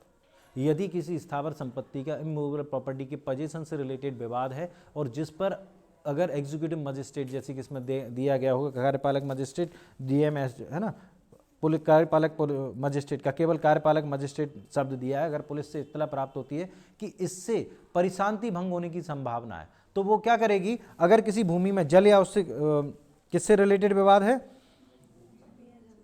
भूमि या जल से संबंधित विवाद है, भूमि या जल के अधिकार से, कब्जे के अधिकार से संबंधित विवाद है, तो वो क्या करेंगे? उनसे कहेंगे भाई अपने अपने जो राइट हैं, तुम्हारे जो भी इंटरेस्ट हैं, जो भी हक हैं, उसका हमें लिखित कथन करें, प्रूफ दें उसके संबंध में। ठीक है ना, तो उससे जो भी डिस्प्यूटेड लोग होंगे, जो पार्टियों में डिस्प्यूट होगा, ठीक है ना, उसके बाद विवाद की विषय वस्तु पर न्यायालय ये तय कर देगा कि इस पर वास्तविक कब्जा किसका है। तो कब्जे का राइट कैसे किया जाएगा? वो दोनों को बुलाएगा और कहेगा कि हाँ, ये प्रॉपर्टी पर इस व्यक्ति का कब्जा हमारी नज़र में, एग्जीक्यूटिव मजिस्ट्रेट की नज़र में बनता है। यहाँ पर उन्होंने दे दिया कि भूमि या जल पद के अंतर्गत क्या आता है? या भवन, बाजार, मीन क्षेत्र, फसलें, भूमि की अन्य उपज और ऐसी ही किसी संपत्ति के भाटक या लाभ भी आते हैं, यानी कि इससे प्राप्त होने वाले रेंट अलाउंसेस भी आते हैं। ठीक है, तो ये यहाँ पर ऑब्जेक्टिव आपको क्या याद करना है कि उनसे ऑब्जेक्टिव आपसे यहाँ पर ये आएगा, एग्जीक्यूटिव मजिस्ट्रेट उनसे कहेगा अपने अपने दावों का लिखित कथन करें। ये लिखा होगा उसमें एज इट इज, अपने अपने दावों का लिखित कथन करें। अगर ऐसा जवाब, तो यही इसका आंसर है। ठीक है ना, और उसके बाद वो क्या कर देगा? कब्जा डिसाइड कर देगा किसका है। अगर किसी व्यक्ति को एप्लीकेशन किए जाने से 2 महीने के भीतर डिस्पोजेस किया गया, अगर वो प्रूव कर देता है कोई व्यक्ति कि मुझे एप्लीकेशन किए जाने से 2 महीने के भीतर डिस्पोजेस किया गया, तो फिर न्यायालय कब्जा, मजिस्ट्रेट का जो न्यायालय है वो कब्जा उसको दिलाएगा। ठीक है, इतनी बात आपको यहाँ पर करनी है, बाकी कुछ नहीं करना। अब इसके कंटिन्यूएशन में सप्लीमेंट के रूप में हमें सेक्शन 146 पढ़नी है। अगर मजिस्ट्रेट, तो हम 145 में हमने क्या डिसाइड किया था? पोजीशन किसका है। अगर हम नहीं कर पाते हैं तो फिर मजिस्ट्रेट क्या करेगा? तो फिर मजिस्ट्रेट, हमें केवल एक लाइन करनी है इसमें, पैरा 1 में समय नहीं था, समाधान नहीं कर पाता, किसका विवाद की विषय वस्तु पर कब्जा था, विषय वस्तु को तब तक के लिए कुर्क कर लेगा। क्या आदेश देगा? प्रॉपर्टी अटैच कर ली जाएगी। सिंपल। ये ओटी हमें 147 में करना है, वो 146 में करना है, और कुछ नहीं। फिर आगे हम चलते हैं 140, इसमें क्लॉज 2 में 146 में रिसीवर की नियुक्ति भी कह दी है। रिसीवर सिविल न्यायालय द्वारा नियुक्त किया गया, नहीं किया गया है, तो वो कर देगा। ठीक है, आगे चलते हैं 147, भूमि या जल के उपयोग के लिए अधिकार के संबंधित विवाद। अभी हम कब्जे से संबंधित विवाद कर रहे थे, अब हम उसके उपयोग के अधिकार से संबंधित विवाद कर रहे थे। प्रोसीजर वही है कि वो जो लोग भी डिस्प्यूट कर रहे हैं उनसे कहेगा भाई अपने अपने दावों का लिखित कथन करें। लोकल इंस्पेक्शन 148 में है। तो जो मैंने आपको 145, 146 और 147 से ओटी बताए हैं, केवल उतने पर फोकस करना है। ठीक है ना, मैं ये नहीं कहता उसके नहीं आएगा, लेकिन वो आएगा तो सभी के लिए अननोन ही क्वेश्चन होगा वो। अब आता है चैप्टर 11, पुलिस का निवारक कार्य। तो preventing action of the police, यहाँ पर आप सब टाइटल वाइज करें, पुलिस अधिकारी के संज्ञेय अपराधों का निवारण। यहाँ पर जो मेन पूछा गया सेक्शन एक है वो है 153, बाँटो और मापों का निरीक्षण। तो पुलिस थाने के भार साधक अधिकारी, एक्चुअल में बाट और माप होते हैं तराजू वगैरह, ये लोग जो बेईमानी करते हैं, आप कहते हैं फल वालों ने बेईमानी कर ली, इसने कर ली, या किसी ने भी जो भी कर लिया, ठीक है ना, तो उसके कभी भी पुलिस जो वो है भार साधक अधिकारी कभी भी उसकी जांच कर सकता है, इसके लिए कोई समन और वारंट की जरूरत नहीं है। तो अधिकार उसको कहाँ दिया गया है? 153 में। हम कर रहे हैं चैप्टर 12। यहाँ से आपको एक एक चीज़ पर ध्यान देना है। यहाँ से कुछ नहीं कह सकते क्या आपके एग्जाम में आ जाए, वहाँ तो हम अनुमान लगा सकते हैं, इसलिए डीपली ध्यान दें, सेंस पर भी ध्यान दें और कॉमन सेंस पर भी ध्यान दें। ठीक है ना, कुछ भी हो सकता है ना। मेरी नज़र में देखा जाए तो सीआरपीसी यहाँ से चालू होती है 154 से। अभी तक तो स्ट्रक्चर बता रहे थे कैसे क्या होगा, वैसे कुछ स्पेशल था नहीं। मेरी नज़र में सीआरपीसी 154 से स्टार्ट होती है, जो प्रोसीजर इसमें बताया गया है। यहाँ से जो 154 है, हम यहाँ से स्टार्टिंग ना करते हो, सीधे 190 से स्टार्ट करेंगे, 190 से। बेसिकली हम जा रहे हैं सीआरपीसी क्रिमिनल प्रोसीजर अपराधों के लिए सज़ा वगैरह का निर्धारण करने के लिए। तो उसके लिए कॉग्निजेंस सबसे पहले मजिस्ट्रेट के पास जो फाइल जाती है उसमें कॉग्निजेंस लिया जाता है। कॉग्निजेंस 190 में लिया जाता है। कॉग्निजेंस 3 ग्राउंड पर लिया जाता है, या तो पुलिस रिपोर्ट पर या कंप्लेंट पर, जो फैक्ट इसमें जो फैक्ट आए हैं उन पर। इसमें एविडेंस नहीं होता, केवल फैक्ट होते हैं, है ना। तो पहला पॉइंट है उसमें परिवाद पर, परिवाद में जो फैक्ट हैं उन पर, पुलिस रिपोर्ट पर या स्व मोटिव पिटीशन यानी स्वयं की जानकारी पर। तो यहाँ पर 2 चीज़ें मेन है, पुलिस रिपोर्ट या कंप्लेंट। तो कंप्लेंट के बारे में प्रोसीजर दिया गया है कहाँ पर? सेक्शन 200 में। और पुलिस रिपोर्ट जो आती है सेक्शन 173 क्लॉज 2 में दी जाती है, लेकिन इसकी शुरुआत हो जाती है सेक्शन 154 पर एफआईआर लिखाए जाने से। ठीक है, तो जब अपन बात करते हैं एफआईआर की, तो एफआईआर का मतलब होता है फर्स्ट इंफॉर्मेशन रिपोर्ट। तो एफआईआर का जो ऑब्जेक्ट है, इंपोर्टेंस है, इफेक्ट है, वो केवल इतना सा है कि वो फर्स्ट इंफॉर्मेशन रिपोर्ट है, उस समय में प्रथम है, बाकी वो कोई सब्सटेंशियल एविडेंस नहीं है। ठीक है, वो सब्सटेंशियल एविडेंस नहीं है, और वो केवल उसका जो ऑब्जेक्ट है कंक्लूसिव नहीं है, वो केवल इन्वेस्टिगेशन और सत्यापन के अधीन रहती है। उसका जो इन्वेस्टिगेशन, वहाँ से इन्वेस्टिगेशन चालू हो जाता है और तथ्यों के सत्यापन के अधीन रहती है, इससे ज़्यादा उसका कोई इफेक्ट नहीं है। ठीक है, लेकिन हाँ, वो आगे जाके कोरोबोरेशन के लिए, एविडेंस की सेक्शन 157 में कोरोबोरेशन के लिए संपोषक साक्ष्य के तौर पर यूज़ की जा सकती है। केवल इतना सा इसका इफेक्ट है। तो एफआईआर होती है, एफआईआर को अपन लिखना की प्रोसीजर देख लेते हैं। एफआईआर कोई भी व्यक्ति, एफआईआर सबसे पहले तो केवल और केवल कॉग्निजेबल ऑफेंस में दर्ज कराई जाती है। याद रखना, कॉग्निजेबल ऑफेंस की कंप्लेंट भी हो सकती है और एफआईआर भी हो सकती है, लेकिन एफआईआर केवल कॉग्निजेबल ऑफेंस की होती है, नॉन कॉग्निजेबल ऑफेंस की एफआईआर नहीं होती। ठीक है, तो कोई भी व्यक्ति एफआईआर दर्ज करा सकता है, और एफआईआर या तो इन राइटिंग की जाएगी, दर्ज कराई जाएगी, या फिर ओरली बताई जाएगी। दोनों ही कंडीशन में, चाहे आप इन राइटिंग दें चाहे ओरली दें, एफआईआर लिखने वाला व्यक्ति उसको अपनी एफआईआर की जो डायरी है उसमें नोट डाउन करेगा।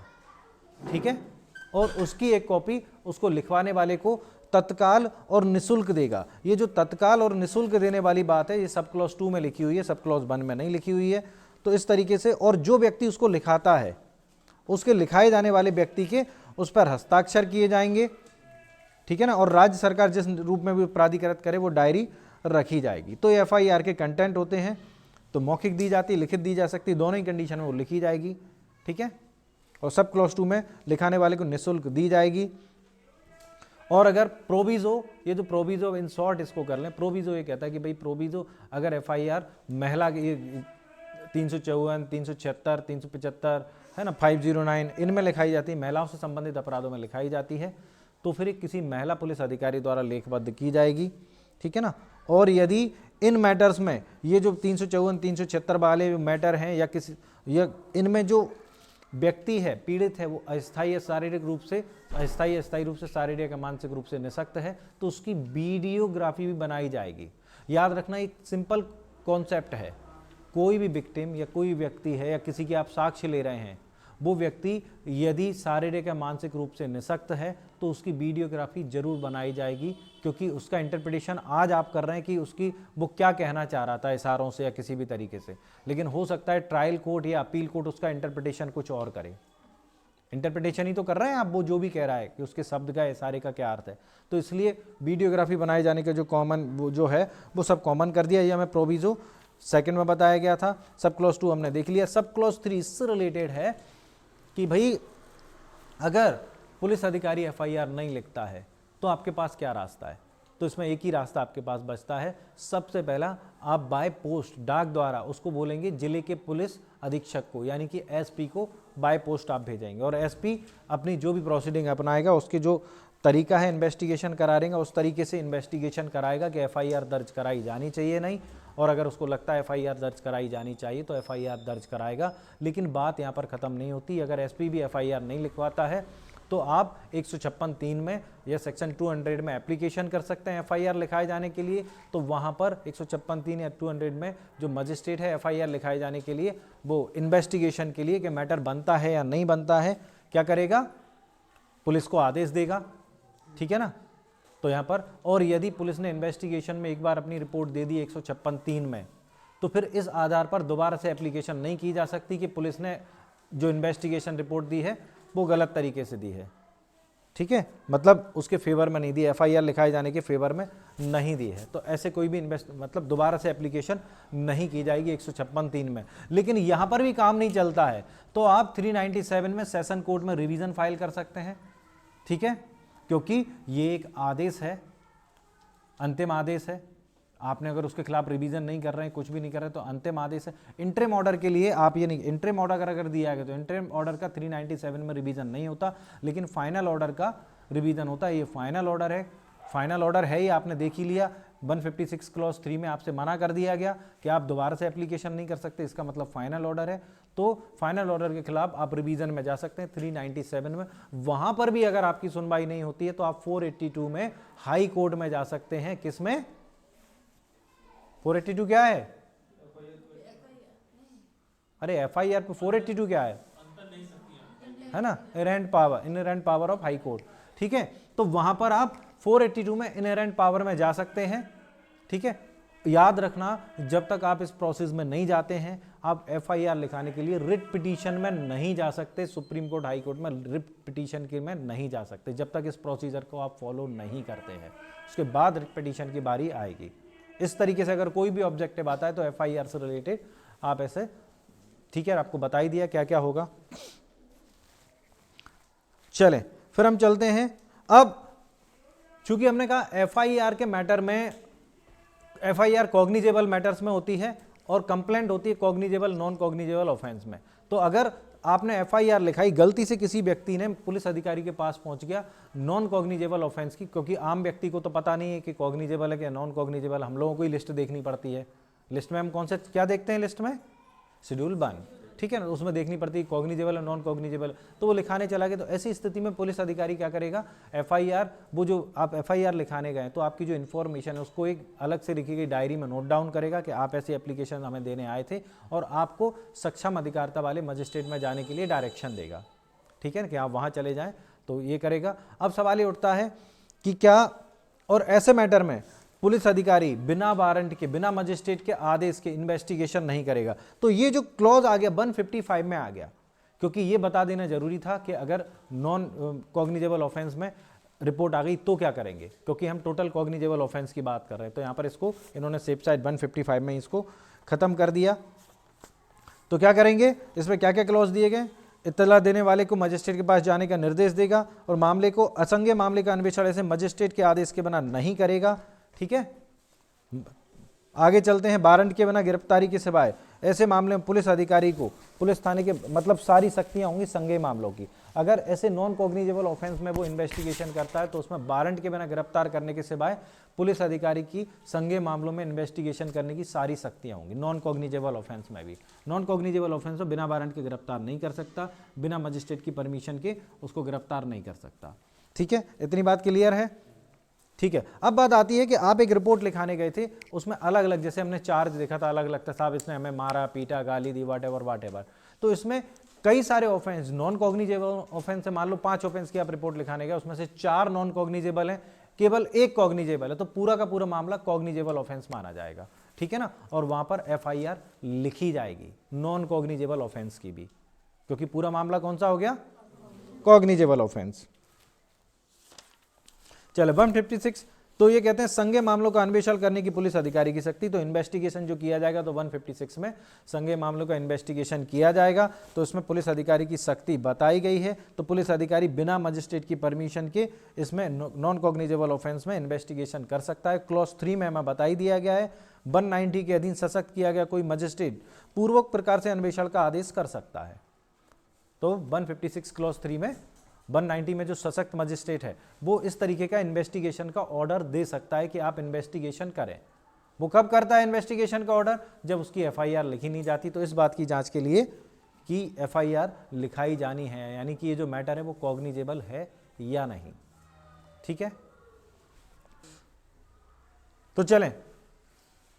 हाँ, तो हमारे जो प्रोसीजर बताया गया है इन्वेस्टिगेशन का प्रोसीजर स्टार्ट होता है 157 से। तो 157 का टाइटल ही है इन्वेस्टिगेशन के लिए प्रोसीजर। ठीक है ना, तो यहां पर प्रोसीजर कुछ स्पेशल नहीं है। इन्होंने बताया कि प्रोसीजर के लिए सबसे पहले आपको क्या करना है, जो FIR लिखाएगी उसकी कॉपी सक्षम अधिकारिता वाले कॉग्निजेंस लेने के लिए सशक्त मजिस्ट्रेट को आप इसकी कॉपी भेज देंगे। ठीक है, इसके बाद पुलिस अधिकारी जो है वो इन्वेस्टिगेशन चालू करेगा। हमें केवल 2 लाइनें इसमें याद करनी है। ठीक है, पुलिस थाने के बाहर साधक अधिकारी के नाम से उसके हिसाब से इन्वेस्टिगेशन चालू किया जाता है। ठीक है, परंतु जो पीड़ित के कथन हैं, बलात्संग के अपराध के लिए पीड़ित के जो कथन हैं वो पीड़ित के निवास या उसके पसंद के स्थान में तथा व्यवहार हो सके किसी महिला पुलिस अधिकारी द्वारा माता पिता या संरक्षक या नातेदार की उपस्थिति में आयोजित किया जाएगा। ठीक है, उपस्थिति में आयोजित किया जाएगा। तो पीड़ित के कथन कैसे लिखे जाएंगे? बलात्कार की पीड़ित के कथन महिला पुलिस अधिकारी द्वारा उसके निवास स्थान में और उसके संरक्षक माता पिता वाटेवर निकट नातेदार या विश्वास के व्यक्ति के समक्ष लिखे जाएंगे। तो ये इन्वेस्टिगेशन का उन्होंने टोटल प्रोसीजर बता दिया। अब उसमें क्या क्या आएगा, इन्वेस्टिगेशन कैसे कैसे करेंगे, वो 158 से स्टार्ट होता है। तो प्रोसीजर, और उसके बाद आप इसके कंटिन्यूएशन में देखेंगे रिपोर्ट कैसे दी जाएगी। तो राज्य सरकार ऐसी जो पुलिस अधिकारी जो रिपोर्ट दी जाएगी वो वरिष्ठ पुलिस अधिकारी के माध्यम से दी जाएगी। 157 के अधीन जो रिपोर्ट दी जा रही है FIR की, वो कैसे दी जाएगी? वरिष्ठ पुलिस अधिकारी, ये आपको याद करना है। फिर आता है 159 अन्वेषण या आरंभिक जांच की शक्ति। तो यहां पर 159 सेक्शन वाइज कर लेना। फिर आता है 160 साक्ष्यों के हजे। अब इन्वेस्टिगेशन में ये लोग करते क्या है? एक तो वो है सर्चिंग वगैरह करते हैं, सब कुछ करते हैं।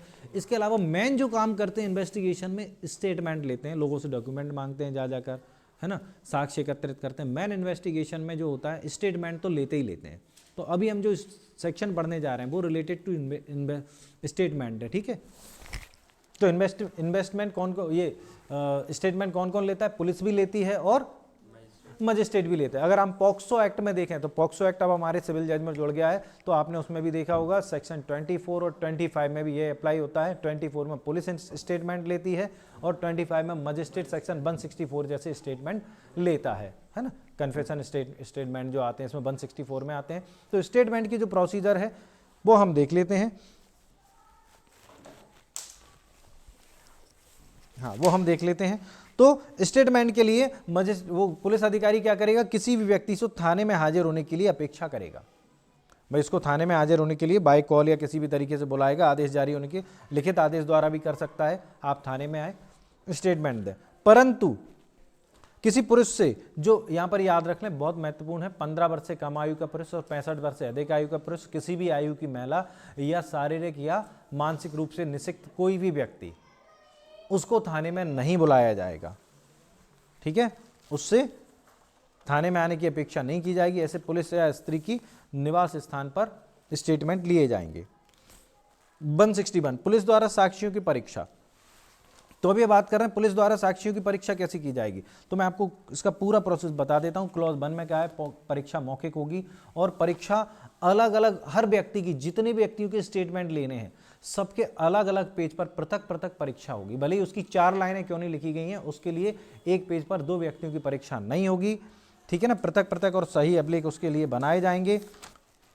ठीक है, और इलेक्ट्रॉनिक या श्रव्य माध्यमों से भी की जाएगी। और ये जो 354 376 वाले मैटर हैं, इसमें लास्ट क्लॉज में बताया, लास्ट प्रोविजो में किसी महिला पुलिस अधिकारी या किसी महिला अधिकारी द्वारा अभिलिखित किए जाएंगे। तो इस यहाँ पर जो स्टेटमेंट है, जो हमें इससे पहले जो सेक्शन 160 थी उसमें ये कह दिया गया था कि भाई इनको नहीं बुलाया जाएगा थाने में, तो निवास स्थान पर जाके किसी महिला पुलिस अधिकारी द्वारा लेखबद्ध किए जाएंगे। ठीक है, अब सवाल ये उठता है इस स्टेटमेंट का यूज़ क्या है। इसके यूज़ का हमें जो प्रश्न उठ जाता है वो इसलिए उठ जाता है कि क्लॉज 162 को देखे पुलिस से किए गए कथनों को हस्ताक्षरित ना किया जाना, कथनों का साक्ष्य में। ये 2 चीज़ें कहती हैं कि एक तो जो स्टेटमेंट 161 में लिए जा रहे हैं पुलिस के द्वारा उनसे साइन नहीं कराए जाएंगे जिनके वो स्टेटमेंट हैं। तो ऐसे स्टेटमेंट हैं इन पर अगर साइन करा भी लिया जाए तो कोई फर्क नहीं पड़ता, तो साइन नहीं कराए जाएंगे। अब सवाल ये उठता है साइन नहीं कराए जाएंगे तो फिर उसकी एविडेंसी वैल्यू क्या है। तो एविडेंसी वैल्यू 162 की क्लॉज 2 में बताई गई है। वो कहते हैं कि यदि ऐसा व्यक्ति अपने जो कथन है उनको प्रमाणित कर देता है, साबित कर देता है। यहाँ पर जो प्रूफ शब्द लिया गया है इसका मतलब ये है कि जब उसको न्यायालय में साक्ष्य देने के लिए बुलाया जाता है और जो उसने स्टेटमेंट में लिखाई गई बातों को एज इट इज न्यायालय में बोल देता है, ठीक है ना, तो इसको हम प्रूफ मानेंगे। चीफ एग्जामिनेशन में बोल देता हूं, इसको प्रूफ मानेंगे। और प्रूफ अगर हम मानते हैं तो इसका तब इसका स्टेटमेंट की एविडेंस वैल्यू आएगी। और इसका 2 तरीके से यूज हो सकता है। एक तो 157 में अपने फेवर में यूज कर सकता है कि देखो मैंने पहले स्टेज पर 161 के स्टेटमेंट में या 154 की FIR में हमने ये वाली बात कही थी और जो हम आज कह रहे हैं अपनी बात पर हम आज भी अड़े हुए हैं। ठीक है ना, इसको हम बोलते हैं अच्छे से गवाही देना और यही गवाही प्रूफ मानी जाती है। चीफ एग्जामिनेशन में केवल अगर इतनी भी बात आ गई कि आपके पिछले कथनों में और न्यायालयीन कथनों में विरोधाभास नहीं है तो वो आपके सच्चे कथन माने जाएंगे। ठीक है, जब तक कि उसका खंडन ना किया जाए। ठीक है, तो एक तो आप 157 में यूज कर सकते हैं, दूसरा 162 की जो स्टेटमेंट है आपको आपके खिलाफ 154 में यूज किए जा सकते हैं। 145 सॉरी, है ना, 145 में आपके पूर्व कथनों के रूप में खंडन किया जा सकता है। 145 क्या कहता है एविडेंस एक्ट का कि आपने जो लेखबद्ध किए हैं, आपके कहने पर जो लेखबद्ध किए गए है ना, उनके संबंध में आपसे प्रति परीक्षा की जा सकती है। और इंटरेस्टिंग थिंग, ये जो प्रति परीक्षा इसका यूज उस व्यक्ति के जिसने स्टेटमेंट दिए हैं प्रोसिक्यूशन या डिफेंस कोई भी कर सकता है।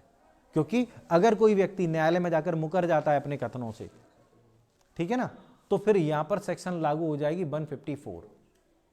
ये प्रोसिक्यूशन के संबंध में जिसने उसको बुलाया उसके संबंध में। आप ये ना सोचें कि विरोधी पक्षकारी उसके स्टेटमेंट को खंडन कर सकता है। 154 में वो भी परमिशन ले सकता है कि मुझे भी खंडन करने का जिसने उसको बुलाया है। ठीक है ना, क्योंकि अगर आप हॉस्टाइल हो गए तो क्या होगा। तो इस तरीके से इनका यूज किया जाएगा। तो ये इनकी एविडेंसी वैल्यू है और इसकी किसी बात का असर नहीं पड़ेगा एविडेंस एक्ट की सेक्शन 32 क्लॉज 1 डाइंग डिक्लेरेशन पर और सेक्शन 27 में यदि किसी तथ्य का पता चला है। ठीक है ना, इसका ये जो स्टेटमेंट है मतलब उसका खंडन नहीं किया जाएगा, इन बातों का खंडन नहीं किया जाएगा। अब एक और सवाल यहाँ पर उठता है 162 में जो हमारे पास एक और सवाल आता है, क्या एक व्यक्ति जिसके 161 के स्टेटमेंट नहीं लिए गए हैं क्या उसको साक्षी के रूप में बुलाया जा सकता है, उसकी परीक्षा ली जा सकती है, मुख्य परीक्षा ली जा सकती है? तो बिल्कुल ली जा सकती है। इसमें सेक्शन मेंशन करें 230 सेशन ट्रायल के लिए, 242 मजिस्ट्रेट ट्रायल के लिए और सेक्शन 311 सेक्शन 230 सेशन ट्रायल के लिए, सेक्शन 242 मजिस्ट्रेट ट्रायल के लिए और सेक्शन 311 में तो किसी व्यक्ति को साक्षी के रूप में हम समन कर ही सकते हैं। तो जरूरी नहीं है हम केवल साक्षी के रूप में उसी व्यक्ति को बुलाएं जिसके 161 में स्टेटमेंट लिए गए। इन लोगों के भी स्टेटमेंट लिए जा सकते हैं और परीक्षा की जा सकती है। मतलब इनको भी डायरेक्ट बिना स्टेटमेंट के न्यायालय में बुला सकता है और परीक्षा की जा सकती है। क्लियर? हाँ, 163 हमें एक डायरेक्शन देती है, जो डायरेक्शन हमें CRPC के सेक्शन 24 में दिया गया कि भाई इनको स्टेटमेंट देने के लिए उत्पीड़न धमकी या वजन नहीं दिया जाएगा। तो ये डायरेक्शन है, डायरेक्शन के तौर पर ही आप मेंशन करें। अब हमारी नेक्स्ट सेक्शन आती है 164 कहती है स्वीकृतियां और कथनों का अभिलिखित किया जाना। पहले तो हमें देखें यहाँ पर 2 शब्दों का इन्होंने यूज किया है, क्या क्या, कन्फेशन एंड स्टेटमेंट। तो स्वीकृतियां नो डाउट प्रोसिक्यूशन विक्टिम तो स्वीकृति करेगा नहीं, है ना, संस्वीकृति की बात करें तो एक्यूज्ड करेगा, और जो स्टेटमेंट होते हैं वो प्रोसिक्यूशन के संबंध, विक्टिम के संबंध में बात कर रहे हैं। तो यहाँ पर जो क्लॉज 3 है, यहाँ तक हम केवल कन्फेशन की बात करते हैं। तो ये कहते हैं ये बहुत महत्वपूर्ण ओटी है और टॉप 10 ओटी में, टॉप 5 ओटीओ में आता है सीआरपीसी में से। ये कहते हैं कि भाई जो स्वीकृतियां हैं वो किसके द्वारा लिखी जाएंगी, तो किसी भी न्यायिक मजिस्ट्रेट, यहाँ पर इन्होंने शब्द का यूज किया न्यायिक मजिस्ट्रेट या महानगर मजिस्ट्रेट या न्यायिक मजिस्ट्रेट, यानी किसी भी न्यायिक मजिस्ट्रेट द्वारा या मेट्रोपॉलिटन या जुडिशियल मजिस्ट्रेट द्वारा, यानी किसी भी न्यायिक मजिस्ट्रेट द्वारा स्वीकृतियां लिखित की जाती हैं। स्वीकृतियां कब तक लिखित की जाएंगी? During investigation only. वैसे उन्होंने ये कहा है कि बिफोर द इंक्वायरी और ट्रायल, लेकिन इंक्वायरी और ट्रायल से पहले इन्वेस्टिगेशन ही चलता है, ठीक है ना। तो इंक्वायरी ट्रायल से पहले और ड्यूरिंग इन्वेस्टिगेशन केवल संस्वीकृतियां लिखी जाएंगी। संस्वीकृतियां शब्दस्थ माध्यमों से भी लिखित की जा सकती हैं, लेकिन स्वीकृतियां लिखने का अगर कोई कन्फेशन करता है तो उसका तरीका जो बताया गया है वो ये है कि मजिस्ट्रेट की ड्यूटी है कि वो उसको समझाएगा कि भाई तुम संस्वीकृति करने के लिए बाध्य नहीं हो, और यदि तुम संस्वीकृति करते हो तो आपके विरुद्ध साक्ष्य में ली जा सकती हैं। ये उसको मजिस्ट्रेट की ड्यूटी है कि वो उसको समझाएगा। लेकिन यदि कोई व्यक्ति संस्वीकृति करने से इनकार कर देता है तो उसको पुलिस अभिरक्षा में नहीं भेजा जाए। पुलिस अभिरक्षा हम भेज सकते हैं अगर लीगली भेजा जा रहा है, लेकिन केवल इस कारण से कि उसने संस्वीकृति नहीं की पुलिस अभिरक्षा में भेजना है, तो पुलिस अभिरक्षा में ऐसे नहीं भेजा जाएगा। और मजिस्ट्रेट जब संस्वीकृति लेता है तो उससे उसके साइन करवाएगा और जो इस भाव के ज्ञापन भी लिखेगा संस्वीकृति के संबंध में कि मैंने इसको समझा, बता दिया था कि आप संस्वीकृति करने के लिए बाध्य नहीं है, और यदि संस्वीकृति की जाती है, एक बात क्लॉज 4 में, और यदि संस्वीकृति की जाती है तो आपके विरुद्ध साक्ष्य में ली जा सकती है, ठीक है। आगे चलें, अब आता है क्लॉज 5। तो स्टेटमेंट की बात करते हैं। हाँ, क्लॉज 5 एक्चुअल में उसी की बात कर रहे हैं, ये संस्वीकृति की। तो इसमें भी 4, हाँ ठीक है। अब ये बात करते हैं शपथ दिलाने की शक्ति। इसको शपथ संस्वीकृति से भिन्न कोई कथन साक्ष्य में विलिखित करने के लिए, यानी कि जो संस्वीकृति है वो शपथ पर नहीं दिलाई जाएगी, ठीक है ना। बाकी के जो स्टेटमेंट आप शपथ पर दिला सकते, संस्वीकृति के जो कथन है शपथ पर नहीं लिखे जाएंगे। किस पर नहीं लिखे जाएंगे? शपथ पर, ठीक है। और किसी व्यक्ति ने संस्वीकृति कर ली है तो केवल उसके आधार पर उसकी कन्विक्शन नहीं किया जाना चाहिए। रूल ये है कि उसका कोरोबोरेशन कर लेना चाहिए, अन्य साक्ष्यों से उसकी पुष्टि कर लेनी चाहिए कि ये सही बोल रहा है या नहीं बोल रहा है, कि कई बार लोग दबाव में भी संस्वीकृति कर लेते हैं, इसलिए। फिर आती है बात स्टेटमेंट की। तो यहाँ पर क्लॉज 5 में स्टेटमेंट जो है शपथ नहीं दिलाई जाएगी। और जो स्टेटमेंट यहाँ पर लिए जाते हैं क्लॉज 5A में, इसमें साफ बताया कि स्टेटमेंट किन लोगों के दिए जाएंगे? 354, 375, 76 और 509 के जो विक्टिम है, न्यायिक मजिस्ट्रेट उस व्यक्ति के विरुद्ध, है ना, इनके स्टेटमेंट लेगा। पुलिस अधिकारियों की जानकारी पुलिस अधिकारी की जानकारी में लाया जाता है। स्टेटमेंट लेगा, पुलिस अधिकारी द्वारा उसकी जानकारी में लाया जाता है। इसका मतलब ये है कि जब स्टेटमेंट लिए जा रहे हैं तो ऐसा विक्टिम पुलिस अधिकारी के साथ में न्यायालय में उपस्थित होगा।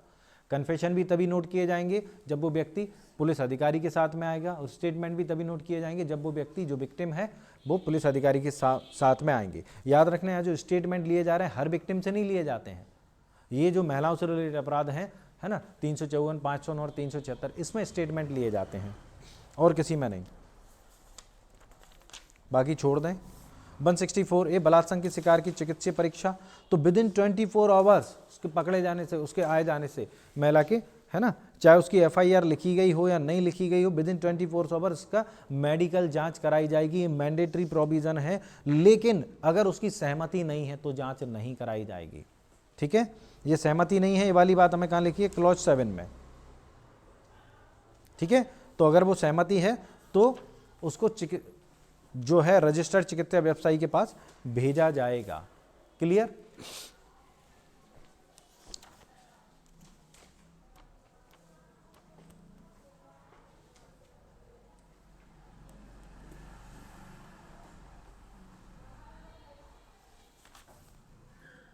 वन 166A और 166B टाइटल वाइज कर लें। लेटर ऑफ रिक्वेस्ट इसमें दिया गया, letter of request, letter of request, ठीक है। टाइटल वाइज कर लें, इसमें कुछ नहीं है। जो मेन सेक्शन आती है, जो मेंस के लिए भी हमारी महत्वपूर्ण, अभी तक हम जो सेक्शन पढ़ रहे थे ऑलमोस्ट मेंस के लिए तो थी।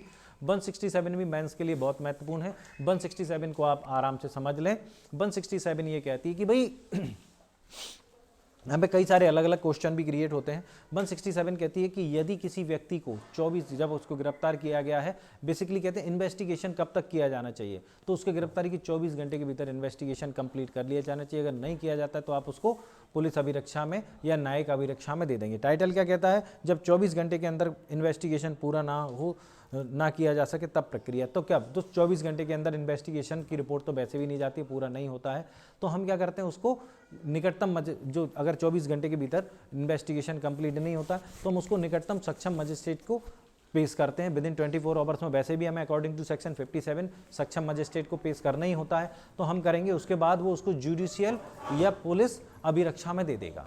ठीक है, अब यहाँ पर जो आगे जो क्लॉज दिया गया है, आगे क्लॉज दिया गया है, हम उसको टाइटल वाइज देखते जाते हैं क्योंकि आपको टिक करने में सहूलियत होगी।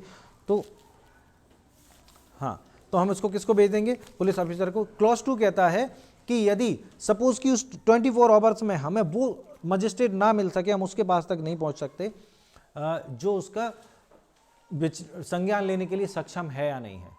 ठीक है, तो ऐसी स्थिति में उसको किसी अन्य मजिस्ट्रेट के पास भेज देंगे और वो भी उसको पुलिस अभिरक्षा में दे सकता है। अब सवाल ये उठता है कि वो पुलिस अभिरक्षा में कितने समय के लिए दे सकता है। तो पुलिस अभिरक्षा में बेसिकली यहां पर यह आएगा, एक शब्द आएगा ट्रांजिट रिमांड।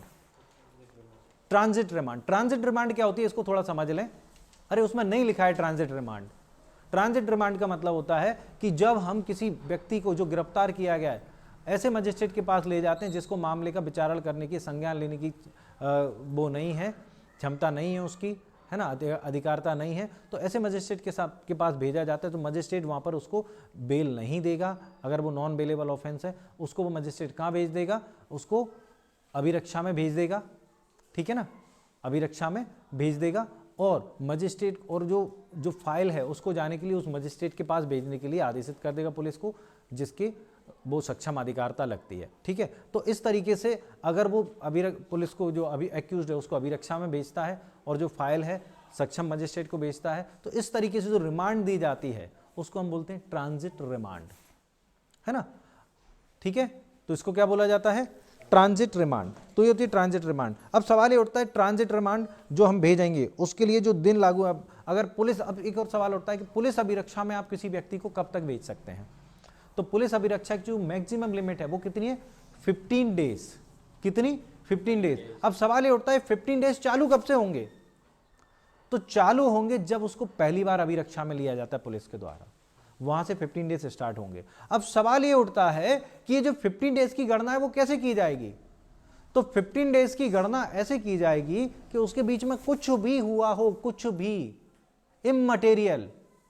मेन चीज ये है कि जिस दिन उसको पहली बार अभिरक्षा में लिया गया था उस दिन से 15 दिन के भीतर, ये जो 15 डेज हैं, उस दिन से 15 दिन के भीतर भीतर ही पुलिस कस्टडी दी जाएगी, अन्यथा नहीं। आपसे पूछा जाएगा क्या एक व्यक्ति को जुडिशियल कस्टडी दे दी गई है उसके बाद उसको पुलिस कस्टडी दी जा सकती है, तो बिल्कुल दी जा सकती है, लेकिन दी जाएगी वो तब जब वो आपने उसकी पहली बार अभिरक्षा में लिए जाने से 15 दिन के भीतर भीतर मांगी हो। अगर 15 दिन निकल गए तो हम फिर उसको पुलिस कस्टडी नहीं दे सकते। 15 दिन अगर निकल गए तो पुलिस कस्टडी नहीं दी जाएगी। ठीक है, फिर भले ही उसका एक भी दिन की पुलिस कस्टडी क्यों ना गई हो, कोई फर्क नहीं पड़ता, पुलिस कस्टडी 15 दिन के बाद नहीं दी जाएगी किसी भी हालत में, कोई उसका क्लॉज नहीं है। Is that clear. हाँ, तो ट्रांजिट रिमांड देख ली और ये कहां से चालू होगा। अब बात आती है कि हम उसको जो इन्वेस्टिगेशन है हमें कब तक कर लेना चाहिए, 90 या 60 दिन के भीतर पूरा कर लेना चाहिए। 90 या 60 दिन कैसे गिने जाएंगे, अगर मृत्युदंड और आजीवन कारावास या 10 वर्ष से अधिक की अवधि के मामले हैं तो 90 दिन के भीतर इन्वेस्टिगेशन कंप्लीट किया जाना चाहिए, और यदि इससे कम का मामला है तो 60 दिन के भीतर इन्वेस्टिगेशन कंप्लीट कर लिया जाना चाहिए। इन्वेस्टिगेशन रिपोर्ट कंप्लीट नहीं कर लिया जाना चाहिए, इन्वेस्टिगेशन रिपोर्ट दे देनी चाहिए मजिस्ट्रेट को, है ना। और 90 और 60 दिन में वो दिन भी गिना जाएगा जब उनको पहली बार अभिरक्षा में लिया गया था। ठीक है, अब सवाल ये उठता है कि यदि ऐसा नहीं होता तो क्या होगा। तो फिर ऐसे व्यक्ति को डिफॉल्ट बेल लेने का राइट होगा, डिफॉल्ट बेल। ठीक है, मैंने आपको पहले जब डिटेल में कराया था तो मैंने आपको 2 केस कराए थे, एक अचल पाल और एक राकेश कुमार पाल, है ना। अभी जो एडीजे का एग्जाम आया था उसमें राकेश कुमार पाल का केस पूछा गया है डिफॉल्ट बेल से। अभी 2023 में जो एडीजे का एग्जाम हुआ है, प्री का एमपी सिविल जज, वो एमपी एडीजे, उसमें राकेश कुमार पाल का केस पूछा गया है। चलें, तो आप इसको अच्छे से याद करें, फिर पूछा जा सकता है, दूसरा पूछा जा सकता है। चल पाल भी बचा है हमारा, दोनों ही पाल हैं इत्तेफाक से, ठीक है।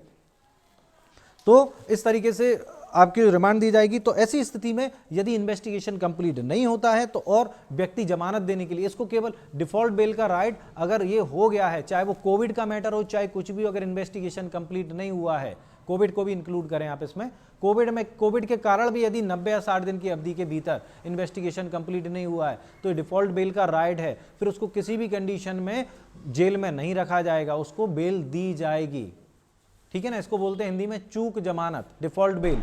उसको केवल एक कंडीशन में बेल नहीं दी जाएगी, यदि उसके पास भरने के लिए बेल ही नहीं है, ठीक है ना। अगर वो बेल भरने के लिए तैयार है तो उसको बेल दी जाएगी।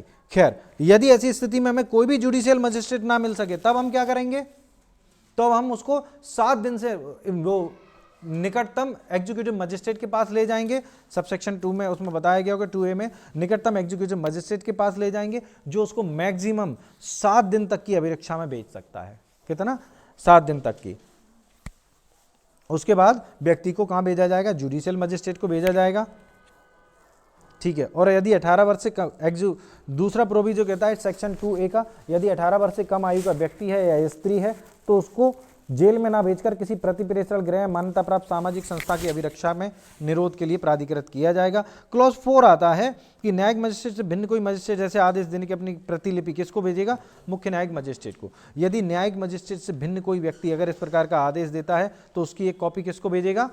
CJM को, ठीक है। फिर आता है समन मैटर से रिलेटेड। क्लॉज 5 और 6 समन मैटर से रिलेटेड है। तो क्लॉज 5 कहता है कि अगर समन मैटर्स में with in 6 month investigation complete नहीं होता है तो फिर समान 6 महीने के भीतर भी समाप्त नहीं होता है और तो आगे कार्रवाई करने के आदेश रोक दिए जाएंगे। तो मजिस्ट्रेट क्या करेगा? आगे कार्रवाई करने के आदेश रोक देगा। क्लॉज 6 में इसके अगेंस्ट पुलिस अधिकारी कहां जा सकता है? सेशन न्यायालय में आवेदन कर सकता है, उसको बता सकता है कि भाई 6 महीने में क्यों हम इन्वेस्टिगेशन कंप्लीट नहीं कर पाए और क्यों इस मामले को आगे चालू करना आवश्यक है। तो उसके लिए सेशन कोर्ट में एप्लीकेशन पुलिस अधिकारी क्लॉज 6 में कर सकता है। सेशन कोर्ट चाहे तो इस मामले को, जो ऑर्डर दिया गया था मजिस्ट्रेट द्वारा, उसको रद्द कर सकता है। तो ओवरऑल ये हमारा सेक्शन 167 था, ठीक है ना। इसमें मैंने आपको बहुत सारे छोटे छोटे पॉइंट बताए, इन पर ऑब्जेक्टिव आ सकते हैं।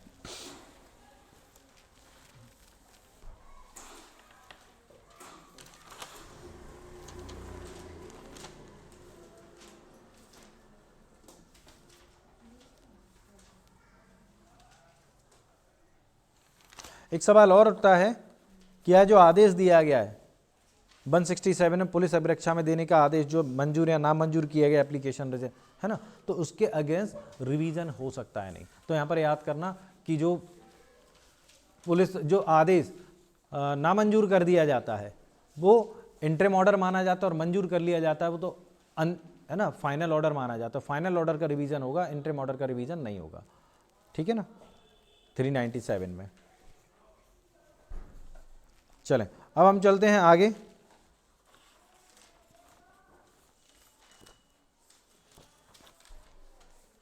ठीक है, देखते हैं कितना होता है आज। 168 अधीनस्थ पुलिस अधिकारी द्वारा अन्वेषण की रिपोर्ट। तो भैया जो रिपोर्ट है वो अधीनस्थ पुलिस अधिकारी पुलिस थाने के भार साधक अधिकारी को करेंगे। जो भी अधीनस्थ पुलिस अधिकारी जो इन्वेस्टिगेशन कर रहा है उसकी रिपोर्ट किसको देंगे? पुलिस थाने के भार साधक अधिकारी को, ठीक है ना। और जब साक्ष्य अपर्याप्त हो तब अभियुक्त का छोड़ा जाना। तो यदि 169 अच्छे से याद कर लें, इसको एंड रिपोर्ट, खात्मा रिपोर्ट, अंतिम रिपोर्ट या प्रोटेस्ट पिटीशन बोलते हैं। जब इन्वेस्टिगेशन में ये पता चलता है कि भाई अभियुक्त के खिलाफ मामला नहीं बनता है तो अभियुक्त को छोड़ दिया जाएगा, ठीक है। और यदि मामला बनता है तो 170 में फिर आगे कार्रवाई की जाएगी। 170 में केवल इतना करना है। 171 परिवादी और साक्षियों से पुलिस अधिकारी के साथ जाने की अपेक्षा ना किया जाना और उनका अवरुद्ध ना किया जाना। तो टाइटल वाइज कर लें। 172 है ना, अन्वेषण कार्रवाइयों की डायरी। तो 172 में जो पुलिस ऑफिसर होता है वो एक डायरी रखता है इन्वेस्टिगेशन की। जब उसमें वो सारी चीज़ें मेंशन होती हैं कि कैसे कैसे उसको इन्फॉर्मेशन आई कि कहाँ पर कौन सा अपराध किया, वो किस समय गया, उसने क्या क्या किया, तो उसको हम पुलिस डायरी बोलते हैं। पुलिस डायरी का बेसिकली जुडिशियल उसमें कोई ज़्यादा यूज़ नहीं है। पुलिस डायरी की जो प्रतिलिपियाँ ना तो मूल साक्ष्य हैं और ना ही संपुष्टिकारक साक्ष्य हैं। पुलिस डायरी जो है उसकी कॉपी जो है ना तो वो सब्सटेंशियल एविडेंस है और ना ही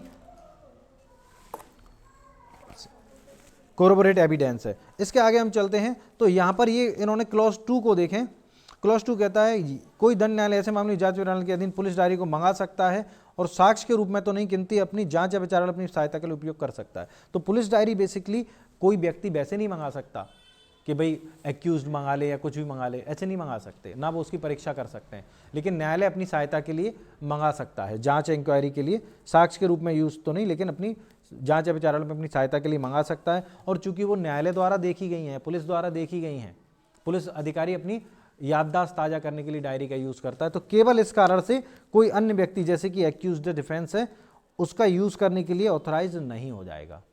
लेकिन यदि पुलिस अधिकारी उसको देखकर साक्ष्य देता है तो उसका खंडन सेक्शन 161 और 145 में 145 एविडेंस एक्ट में किया जा सकता है। ठीक है, तो ये कुछ क्लॉज थे इससे रिलेटेड। फिर आता है 173(2). तो 173(2) जो है ये कहते हैं रिपोर्ट, इन्वेस्टिगेशन यहाँ खत्म होता है, इसकी रिपोर्ट जाएगी सेक्शन 190 में 173(2) की रिपोर्ट, उस पर कॉग्निजेंस लिया जाएगा मजिस्ट्रेट के द्वारा। इसमें कुछ ऑब्जेक्टिव हैं तो वो देख लें। इसको हम क्या कहते हैं, चार्जशीट, चालान, FR, ठीक है, फाइनल रिपोर्ट। तो इसको अनावश्यक विलंब के, तो इन्वेस्टिगेशन हो जहाँ तक संभव हो अनावश्यक विलंब के पूरा किया जाएगा। मैक्सिमम लिमिट आपको बताई गई है 90 और 60 डेज में बताई दी गई है। फिर भी कहते हैं क्लॉज 1 किसी बालिका के बलात्संग के मामले में इन्वेस्टिगेशन 2 माह के अंदर पूरा कर लिया जाएगा। कब से? अभिलिखित सूचना के दिनांक से, यानी FIR किए दिनांक से 2 माह के भीतर बालिका के साथ बलात्कार के संबंध में इन्वेस्टिगेशन कंप्लीट किया जाएगा।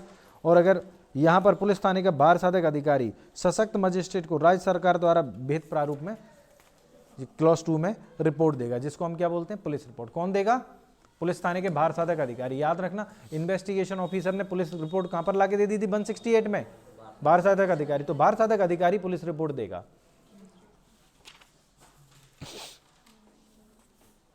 क्लॉज 8 देखें। क्लॉज 8 में ये जो क्लॉज आता है उसमें ये चीज बताई गई है हमें कि इस धारा के दिन कोई बात उपधारा 2 के दिन मजिस्ट्रेट रुपये, कुल मिलाकर एक बार अगर इन्वेस्टिगेशन रिपोर्ट दे दी गई है तो मजिस्ट्रेट खुद भी दोबारा से इन्वेस्टिगेशन के ऑर्डर नहीं दे सकता। हाँ, लेकिन अगर इन्वेस्टिगेशन एजेंसी उसको एप्लीकेशन करती है तो फिर उसके एप्लीकेशन पर वो फिर से री इन्वेस्टिगेशन के ऑर्डर दे सकता है। ठीक है, इन्वेस्टिगेशन एजेंसी अगर ऑर्डर करती है तो। इसके लिए कौन से केस हैं? अतुल राव, है, एक और था अमृतबाई शंभूबाई पटेल, है ना, अतुल राव वर्सेस कर्नाटक राज्य। एक था अमृतबाई शंभूबाई पटेल। ये दोनों में बताया गया है कि यदि एक बार इन्वेस्टिगेशन रिपोर्ट दे दी गई है तो मजिस्ट्रेट फिर से इन्वेस्टिगेशन कराए जाने के ऑर्डर नहीं कर सकता, और केवल वो ऑर्डर ऐसे तब कर सकता है जब इन्वेस्टिगेशन एजेंसी उसको इस हेतु एप्लीकेशन करती है तब। ठीक है, अब आती है हमारी जो नेक्स्ट सेक्शन है।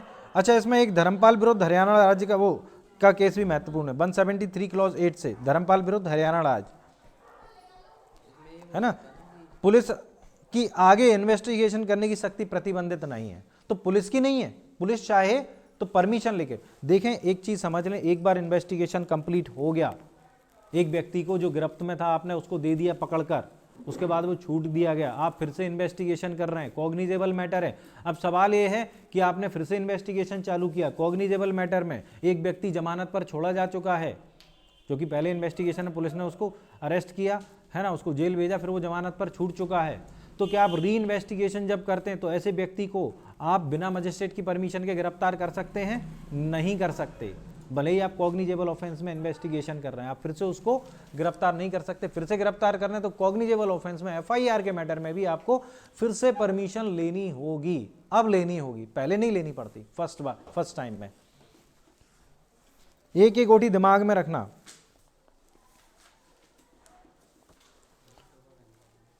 वन 174, ठीक है, इसको क्या बोलते हैं? इंक्वेस्ट रिपोर्ट, मृत्यु समीक्षा। तो याद रखना, मृत्यु समीक्षा की हम बात कर रहे हैं तो इसको थोड़ा सा वैसे लाइटली देख लेते हैं। मृत्यु समीक्षा, इंक्वेस्ट रिपोर्ट का मतलब होता है मृत्यु के कारणों की जांच। किसकी जांच? मृत्यु के कारणों की जांच। ये जो जांच की जाती है क्लॉज 4 में बताया गया है, ये किसके द्वारा दी जाती है? DM, SDM और specially authorised any executive magistrate by state government. तो इसके द्वारा कुल मिला के इनके जो एग्जीक्यूटिव मजिस्ट्रेट होते हैं इनके द्वारा ये हमें कहाँ बताया गया है? 174 के क्लॉज 4 में हमें बताया गया है कि किसके द्वारा वो किया जाएगा, इंक्वेस्ट रिपोर्ट किसके द्वारा तैयार की जाएगी। लेकिन क्या ये इंक्वेस्ट रिपोर्ट तैयार करते हैं, ये किसकी रिपोर्ट पर करते हैं? तो इनको पुलिस अधिकारी का एक्चुअल में जब इस तरीके से कोई व्यक्ति सुसाइड कर लेता है या संदिग्ध परिस्थिति में मारा जाता है ना, या किसी जानवर द्वारा, एनिमल द्वारा हमला किया है, तो इस तरह के मतलब संदिग्ध परिस्थितियों में मृत्यु के जो मैटर है, कोई जहर है या कोई संचारक पदार्थ देकर मारा गया, अग्नि द्वारा मर गया है, किसी ने सुसाइड किया है, इस सब की जानकारी जब पुलिस अधिकारी को मिलती है तो पुलिस अधिकारी इसका एक इंफॉर्मेशन किसको देगा? मृत्यु समीक्षा करने के लिए सशक्त मजिस्ट्रेट यानी कि क्लॉज 4 में जो ऑफिसर्स बताए गए हैं, और पुलिस अधिकारी उस स्थान पर जाएगा, ना कि मृत्यु समीक्षा करने के लिए सशक्त मजिस्ट्रेट उस स्थान पर जाएगा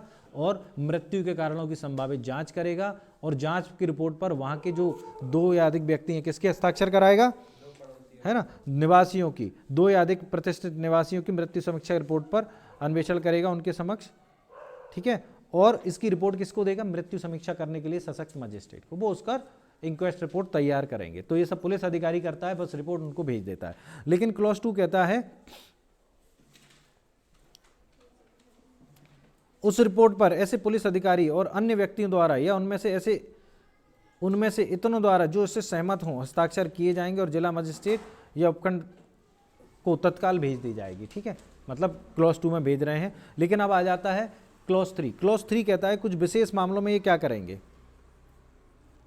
हाँ, तो ये कहते हैं मामले किसी जब मामला किसी स्त्री या उसके विवाह के 7 वर्ष के भीतर आत्महत्या के अंतर्वलित है, मामला किसी स्त्री के विवाह के 7 वर्ष के भीतर ऐसी परिस्थिति में मृत्यु से संबंधित तो युक्ति संदेह करती है कि उस व्यक्ति के साथ कोई अपराध किया गया, यानी कि यहाँ सीधी 304 भी इंडियन पिनल कोड लागू हो गई, या तो किसी ने आत्महत्या कर ली है या किसी ने उसको मारा है 7 वर्ष के भीतर, ठीक है ना। क्या कहती है इंडियन पिनल कोड की सेक्शन 304?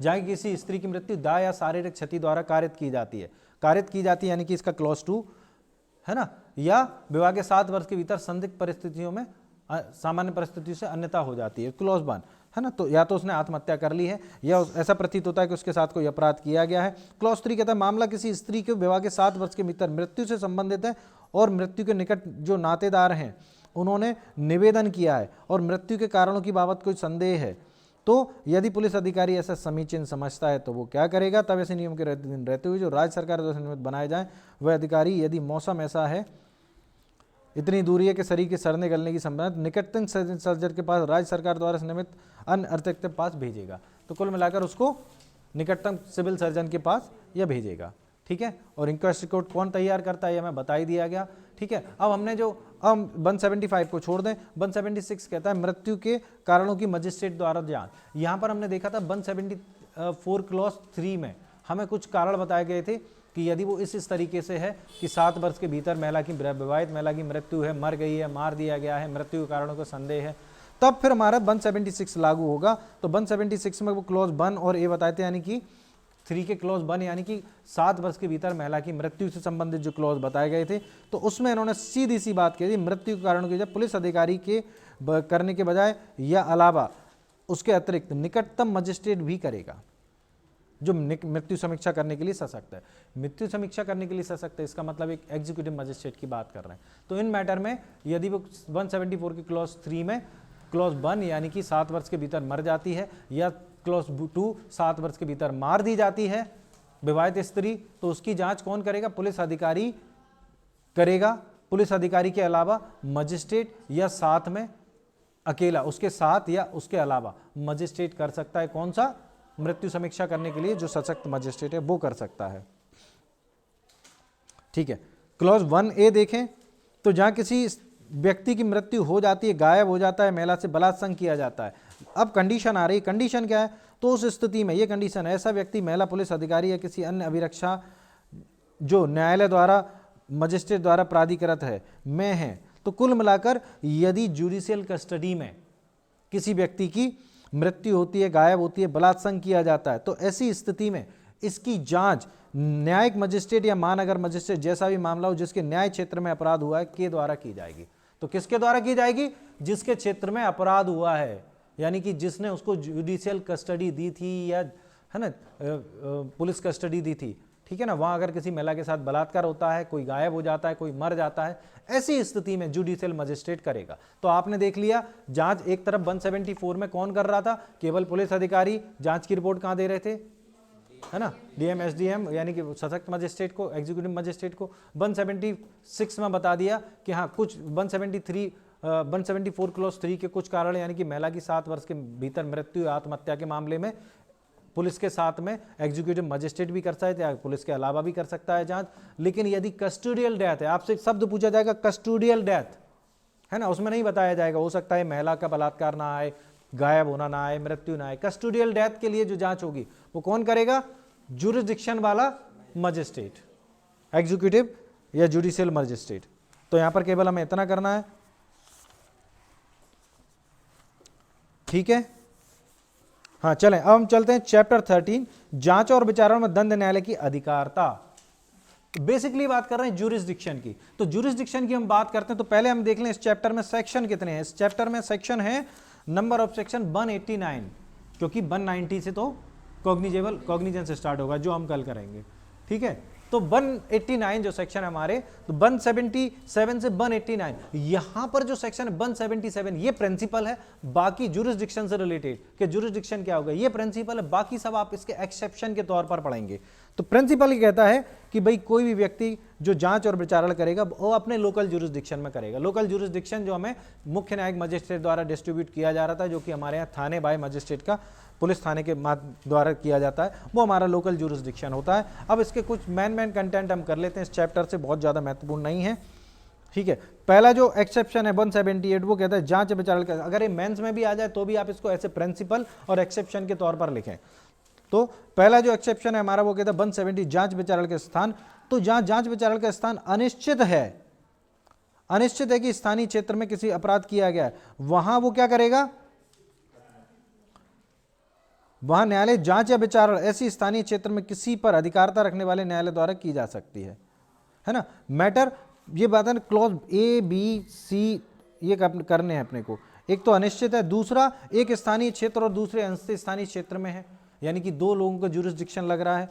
दूसरा चालू रहने वाला अपराध है, कंटिन्यूएशन में चालू रहने वाला अपराध कौन सा है?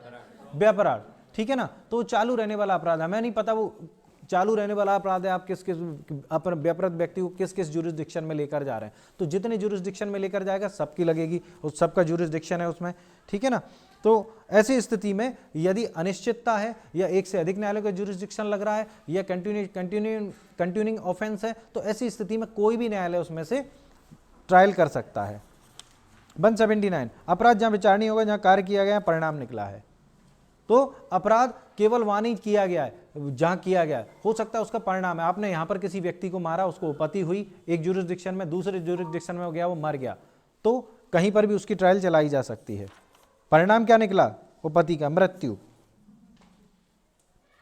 180 छोड़ दें, 181 कुछ अपराधों की दशा में विचारण का स्थान। तो ये कहते हैं ठग होने या ठग द्वारा हत्या करने के मैटर में, इसमें कौन सा क्वेश्चन है? नहीं, इसके टाइटल में तो कुछ है ही नहीं। हाँ, ठग या ठग द्वारा हत्या, डकैती हत्या सहित डकैती की टोली का होना, अभिरक्षा से निकलवाने की जांच या विचारण के मैटर में किया जाए जिसकी स्थानीय अंदर के अपराध किया गया है या अभियुक्त व्यक्ति मिला है। अगर इस तरीके के ऑफेंस हैं जो ठग से रिलेटेड हैं, 310 इंडियन पीनल कोड है ना, ठग द्वारा हत्या, डकैती, हत्या सहित डकैती, इन सब मैटर में इतने सारे मैटर, डकैती की टोली का होना, अभिरक्षा से निकल भागना, तो यहाँ पर जांच विचारण किसके द्वारा किया जाएगा? जहां ऑफेंस किया गया है या जहां अभियुक्त मिला है, ठीक है ना। जबकि इससे ऊपर वाले में हमने क्या किया था? जहां ऑफेंस किया गया है और जहां परिणाम निकले हैं, दोनों जगह। चुराई गई संपत्ति क्लॉज 3 में देख लें, चोरी लूट या उद्यापन में क्या हुआ कि जहां अपराध किया गया और जहां संपत्ति मिली है, ठीक है, अच्छा क्लॉज है, समझने लायक है। 186 संदेह की दिशा में उच्च न्यायालय का वह जल विनिश्चित करना जिसमें जांच विचारण होगा। तो अगर कोई न्यायालय, दो या अधिक न्यायालय एक ही अपराध का संज्ञान कर लेते हैं, मान लो यहां पर 178 लागू हो रही थी, दो न्यायालयों ने कॉग्निजेंस ले लिया 178 में या 179 में या 181 में, दो न्यायालयों ने कॉग्निजेंस ले लिया, तो ऐसी स्थिति में संदेह के कौन इसका विचारण करेगा? यदि वे एक ही उच्च न्यायालय के अधीनस्थ है तो वो विचारण करेगा, वो बताएगा कौन सा न्यायालय ट्रायल करेगा। यदि वे एक ही उच्च न्यायालय के अधीनस्थ नहीं तो उस उच्च न्यायालय द्वारा जिसकी अपील दांडिक अधिकारिता की स्थानीय सीमाओं के अंदर कार्रवाई पहले प्रारंभ की गई है। तो कुल मिलाकर जिसके अंतर्गत पहले कार्रवाई प्रारंभ की है, हमने सीपीसी में भी क्लॉज पढ़ा था जुरिस्डिक्शन से रिलेटेड, है ना। कहां पर पढ़ा था हमने सीपीसी में? 23, वेरी गुड। तो 23 में हमने पढ़ा था, या तो एक ही उच्च न्यायालय के अधीनस्थ, वहां तो सेशन कोर्ट भी था, है ना, एक ही वो जिला न्यायालय, एक ही जिला न्यायालय के अधीनस्थ है तो जिला न्यायालय, एक उच्च न्यायालय के अधीनस्थ है तो उच्च न्यायालय, और यदि उच्च न्यायालय भी अलग अलग हैं तो जिसके जुरिस्डिक्शन में पहले कार्रवाई प्रारंभ की गई थी, यहाँ पर भी वही प्रारंभ है, प्रोविजन है कि पहले कार्रवाई प्रारंभ की गई, बाकी सब कार्रवाइयों को क्या होगा? बंद कर दी जाएंगी। क्या कर दी जाएंगी? बंद। वेरी गुड, बड़ा अच्छे से बंद बोला तुमने दीपिका। हाँ, 188 भारत से बाहर किए गए अपराध के संबंध में। तो भारत से बाहर भैया जहां पर भी किए जाते हैं तो वो अगर वो भारत में रजिस्ट्रीकृत पोत या विमान पर किया जाता है या जहाँ कहीं भी, तो कुल मिलाकर उसका जुरिस्डिक्शन वहाँ हुआ है भारत में जहाँ पर भी वो पाया जाता है, क्योंकि भारत के बाहर या पोत या विमान पर किसी का जुरिस्डिक्शन नहीं लगता। या भारत के बाहर किए गए भारतीय पोत या विमान पर आपने कोई ऑफेंस किया है तो उस पर किसी का जुरिस्डिक्शन लगता नहीं है। तो जहाँ कहीं भी वो पकड़ा जाता है वहाँ का जुरिस्डिक्शन लागू होगा। तो आज हम यहीं तक करेंगे।